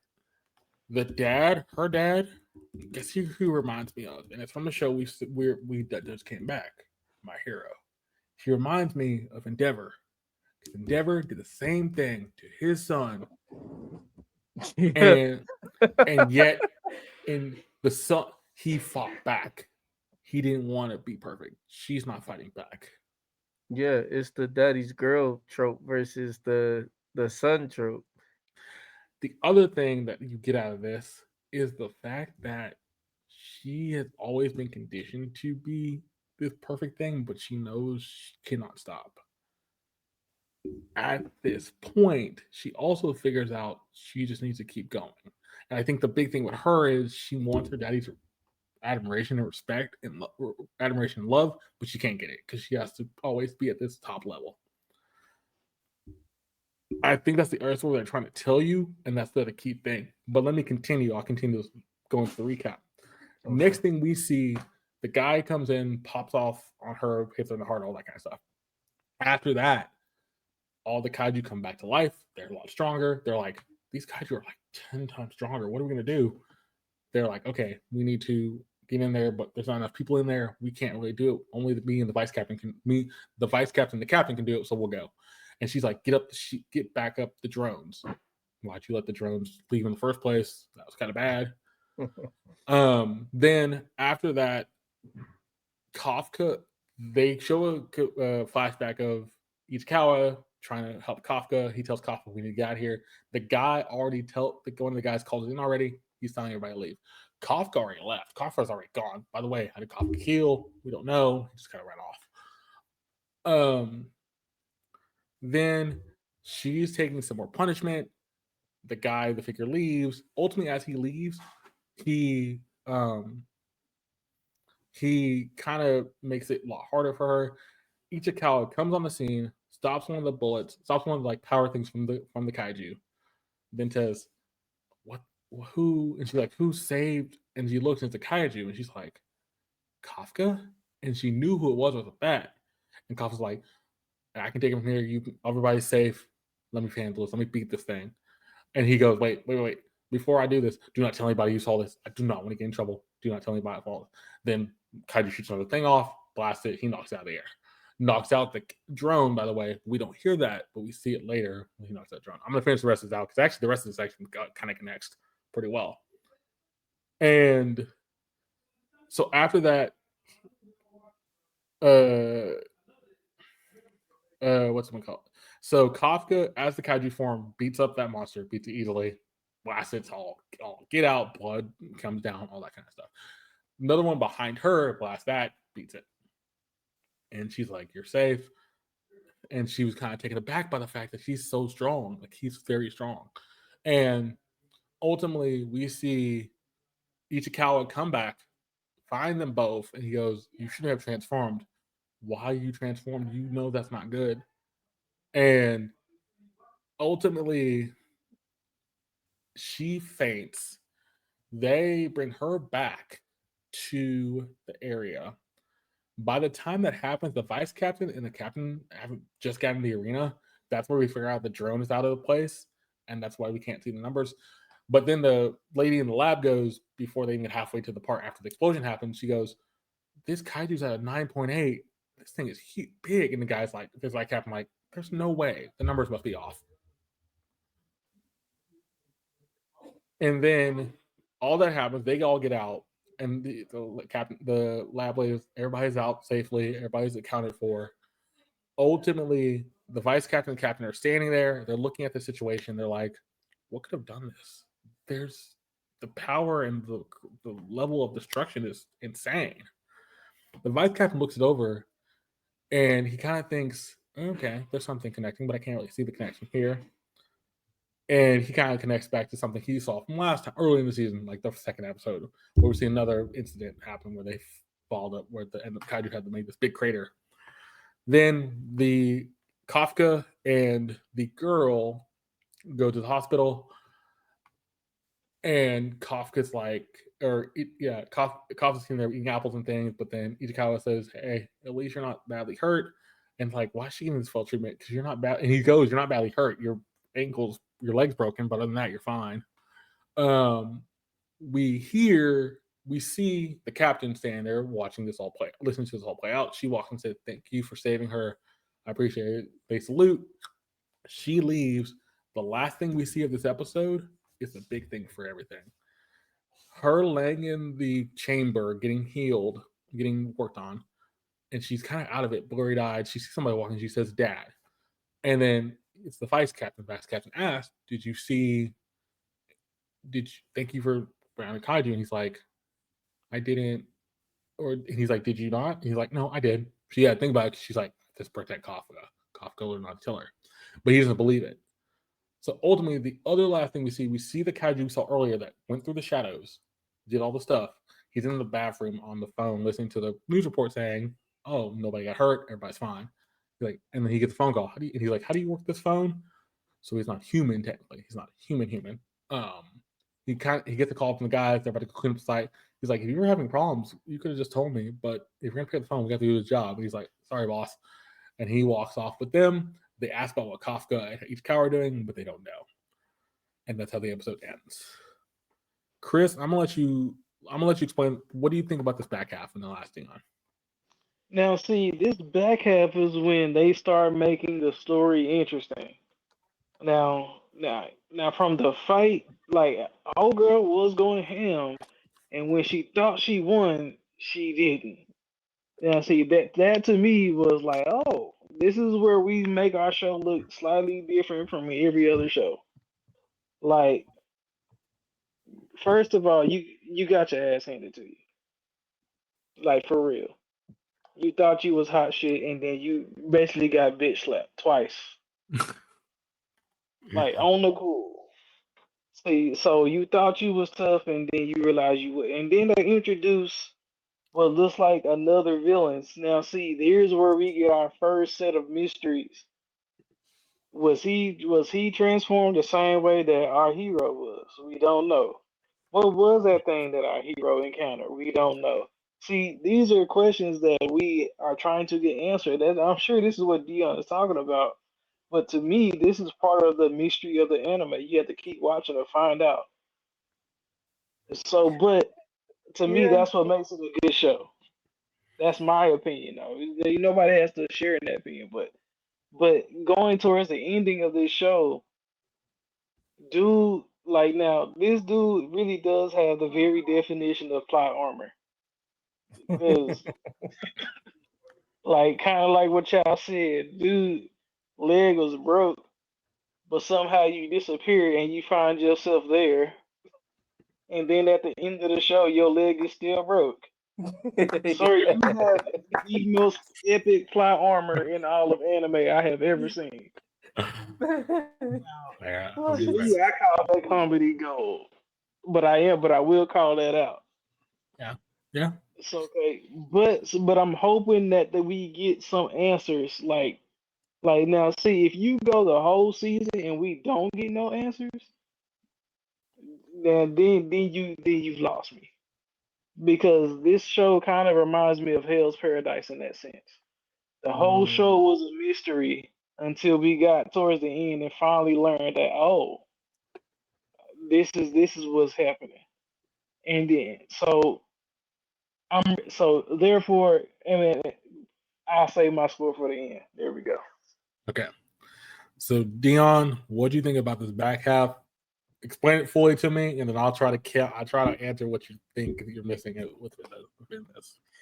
Okay, yes, because let's start with Kafka.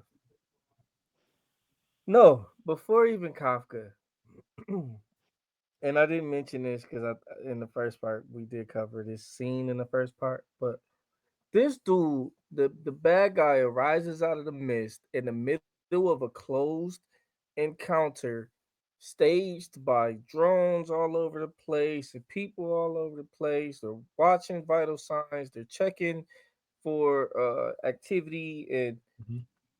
he just is invisible to everybody. Everybody, radars, everything. He's invisible to everybody. But you somehow know to create your shield to capture a bullet that you couldn't see was coming. Plot armor. That's just like Okay, okay. That's a bad excuse though. That that is a bad excuse. That is a bad excuse because I don't think plot armor was involved. Because she even says if I didn't activate my shield, it would have been a lot worse. And she activates it pretty fast right after she gets shot, like a couple times. not fast enough if she Not was fast enough bleeding because already. she got shot in the heart, and literally the heart would have killed. That would have You should ended be anybody. dead. You should Ultimately, they missed an opportunity right there to make this show drastically, like I agree with you, Chris. It does make it a little different because she thought she won and she didn't, but you miss an opportunity to make this show a jaw dropper. If she would have fallen right there, you ain't even gotta kill her. But I don't want to Yeah, see her no more. yeah. Like I I want to I, I see don't. her on the ground. so that one I only explain because they're kind of saying that she got the shield fast enough, and the power how much power she has, the 46% of power, she can heal pretty quickly. So 46% you can stop magic ghost bullets that you didn't know was coming. What can they do at 60? I don't know. 70? You're Uh, God. yeah. What was the second thing going towards the middle, the closer to the back half? When we got to the closer to the end. I know you got a couple Oh, there. there was a lot. I just didn't voice a lot. I wanted to wait. Um, like Chris said, your foot is so broken that you can barely stand on it. Yet you can become Sonic to go save this girl that, I mean, let's be honest, is a I spoiled brat. I And think he transformed. We don't know that, but I think he transformed. but There when he was no got way to he would her, transform in front of everybody, though. But yeah. but I think he didn't transform. He can transform certain body parts though, right, Chris? Now see, So He did I would say he agree was with you on learning that. that. He I did so I say would he was agree learning. with you on that, but he contradicts that because when he gets to her, he's normal, and correct. then when the other guy, the white haired guy, asked him, you're not supposed to transfer. He says, "Well, I tried to only transform part of my body, Correct. but I was so excited, I transformed everything." So that's the answer for that one, and I will give you the sense that he could have healed his leg, which I think he actually did there. That's the one I think he actually did heal his leg. But ultimately, if he just tried to transform just his leg and it ended up transforming his whole body, he was already out of the range of people seeing because everybody's running to the other door anyway. So nobody But was looking at him. so let me challenge you on this. Okay. Two things. One, if he healed his leg, why is it still broken? Why is he in the hospital? Two, we see him when he transforms in front of the girl. He doesn't transform until he's in front of her. Correct. So how did he get there? He hobbled on one leg. That yeah. Like Okay. All this right. is All right. I'll give you that that one. is then on top of that, you run back to the base. He's carrying the girl and you're running in behind him. I thought your leg was so broke he had to carry you on his shoulders, bro. And here's where the other part of plot armor I can agree with Chris. And this is the one I actually can be okay with in this sense. We've talked about me and Chris a couple times. People with adrenaline can do crazy things. Is this adrenaline rush? Maybe. After But transforming we to a all kaiju, yeah, I could see it being adrenaline rush where he after transforms he beats the thing and he has enough adrenaline to get back to the place. well, let me challenge you on this. Okay. Adrenaline rush. We have seen Kafka cool, calm, and collected in 3 kaiju fights now. 3. Why would his adrenaline all of a sudden be rushing to the point where he's going over broken bones now? Yeah. He's been in more kaiju fight than anybody on this battlefield at this point in time. This is before the other Yeah. two rush Yeah. on. He's got the I, most experience. They've been talking about this the entire time. You got the most experience. You're cool, calm, and collected to be able to hit all these targets and spots, bruh. See, these are just a lot of questions we have, hoping that I hope that we get answered. We won't. But and nah, here's you the don't know that. okay. You don't know that. I'll say it to this. I'll say we won't because I have not gotten answers to questions from the first episode. That's true. Here's the thing, though, and I have to give you a counter on that. There's 2 counters, and Chris mentioned one of them Okay. pretty easily. Hell's Paradise. I give you one more. Dead Mount Death Play. Dead Mount Death Play did that a lot for the first part, like the first couple episodes, until we got to a certain point, and then they went back and said, "Oh, here's the answers to this, this, this, and this." See, I get that for big points. Like if this guy, the evil guy, is he human turned kaiju or kaiju turned human, which I think he's kaiju turned human because he had less control over his human side, right? Correct. So Correct.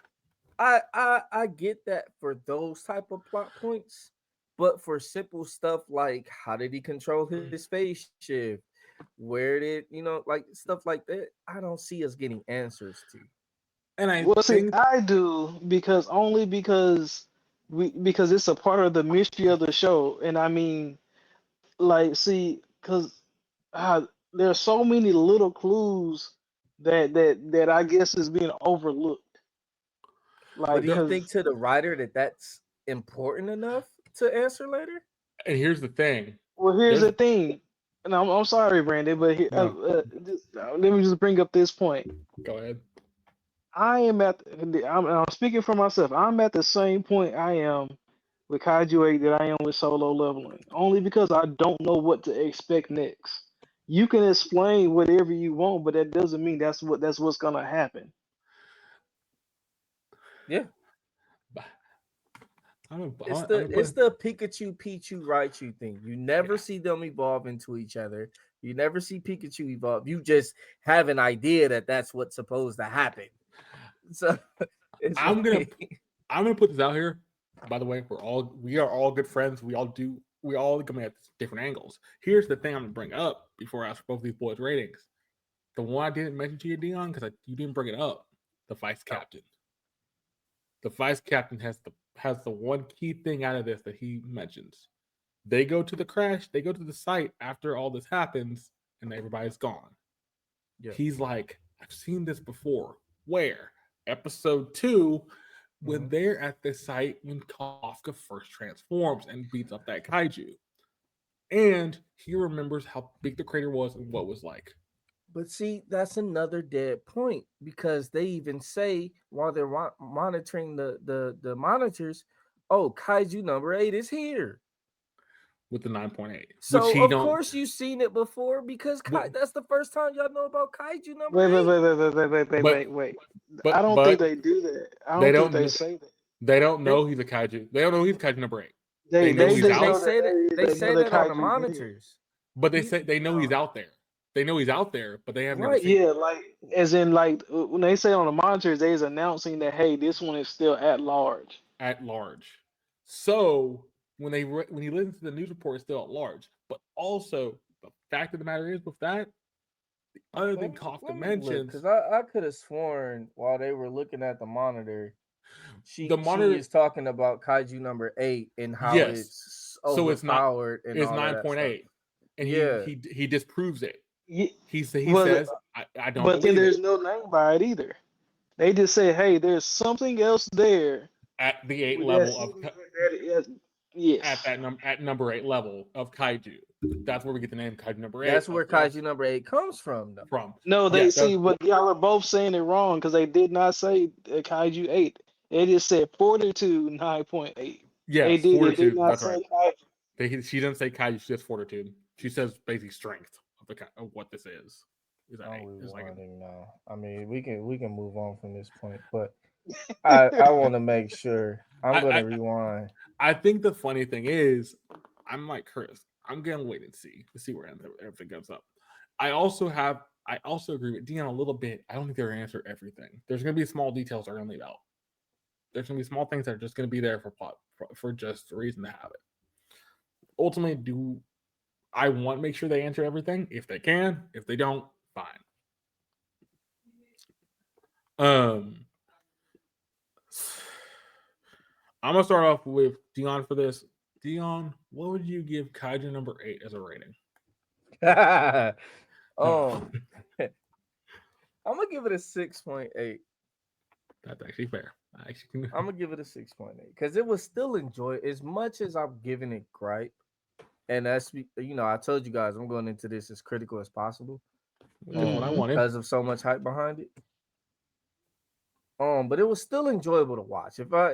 This is still better than Mash. If I turn my brain off and enjoy it, then I can enjoy it.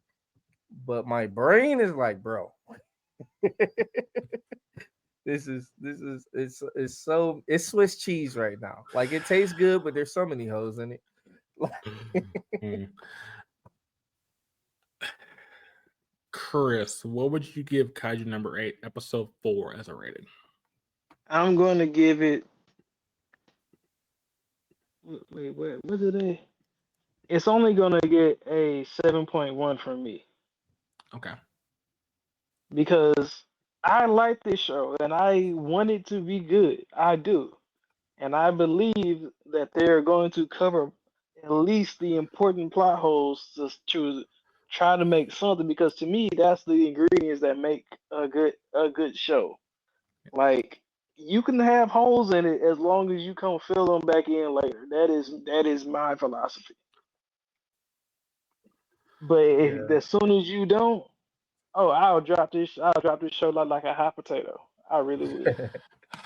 that's how I felt about the first 2 episodes of Solo Leveling. See? Which that's the reason I wanted you to be so critical on it, because you didn't like the first episode of Solo Leveling. Yeah. And we're only 4 episodes into this.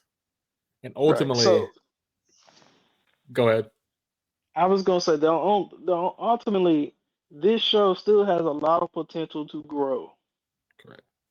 And I think we've all said this, and this like all three of us, we have said that it has as long as it doesn't go the mash route, we're Yeah, good. I was just about to say, remember MASH. Right. Certain, Like so it certain can members either of our panel was all in for MASH, and I hated it. and We Brandon, all if got you on one remember, chord. right, Toasty. and Brandon, you remember even I said the pacing was off for the first three episodes because it reminded me of what show? Chainsaw Man. Chainsaw Man. Yeah. But see, So I Dia, don't I'm like not Chainsaw Man's like entire thing. I never don't said it know. was I have a bad. problem It with was the just pacing. I guess because the pacing still had detail for Chainsaw Man. MASH, the pacing was like All over the just place. empty. Yeah. we're not even gonna talk about Mash. Mash is But Yeah. an old episode. Let's not uh, get into that. but here's the ultimate thing. I agree with both of y'all. I want the show to do well. I think the show will do well. But like we mentioned, MASH started out very well, then fell off a cliff in season 2.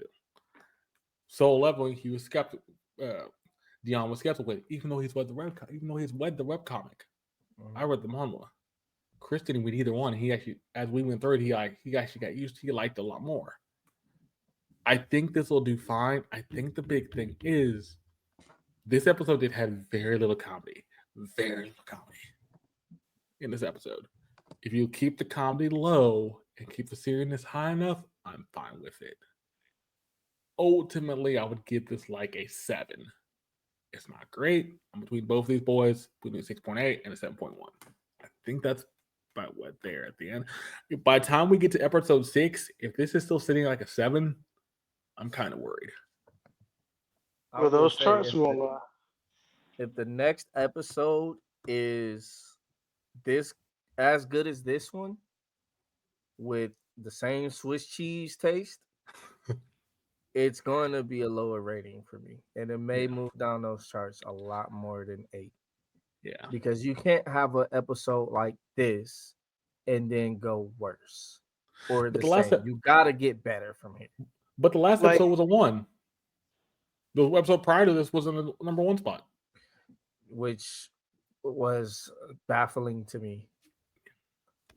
and all in all, I'm not gonna say I'm in total agreement, but I do believe after an episode like this, us as an audience are owed some answers.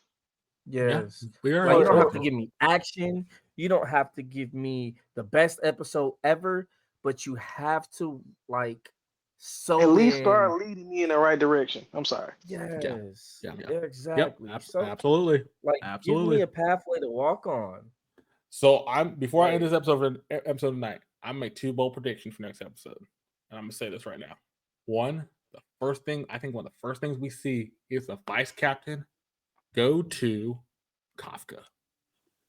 Cause he don't believe what she told him. He don't believe what the No, one girl told him about her doing it. She knows something's up. The no, he second knows thing, better. I think the captain will get involved in that. So that's my 2 big predictions for that. But ultimately, I hope you all are enjoying because this is actually really interesting. I appreciate the fact they're making these 2 so interesting and we're getting ramped up with things. One's better than the other, but I think Kaiju No'8 had all the hype behind them. They're still doing the premiere stuff. That's the big thing about it. We'll be back next week for episode 56 of the Anime Dojo. I do think Chris Before we and sign off, B, Mhm. I'm sorry. I owe you all an apology. She does not say Kaiju number 8. It is just mentioned in the news report that they are still looking for Kaiju number 8. And that's the problem because they mentioned the news report and she says Fortitude number 9.8 9.8. Right. in the little thing, which he My don't. grief still stands because how do you see his fortitude, but not the monster that's rattling your person with bullets? But okay, continue. Yeah, there's a lot of plot holes. I think a lot of them will be answered next week, but they're gonna have to be answered. We'll be back next week with that episode 56. Ultimately, this is gonna be fun either way. I think we're gonna either find it connected some stuff or didn't. That's the big thing. But hold up, And Brandon. mhm. One thing we told ourselves, and are we going to stick with these two shows, or are we going to transfer over to My Hero and Demon Slayer? So once Mm. we get to episode 6 of Kaiju, I think we transfer over. Same with Demon Slayer. slime. Yeah, we'll transfer over. So I think we'll drop slime and then put Demon Slayer there. My Hero I'm hesitant to do because I don't trust the second. I need to see the second episode of My Hero before I do that. Before I do that. Yeah, that's my plan for that. But this will go up on Spotify right after processes, and will go up on YouTube on Thursday. So you look forward to that.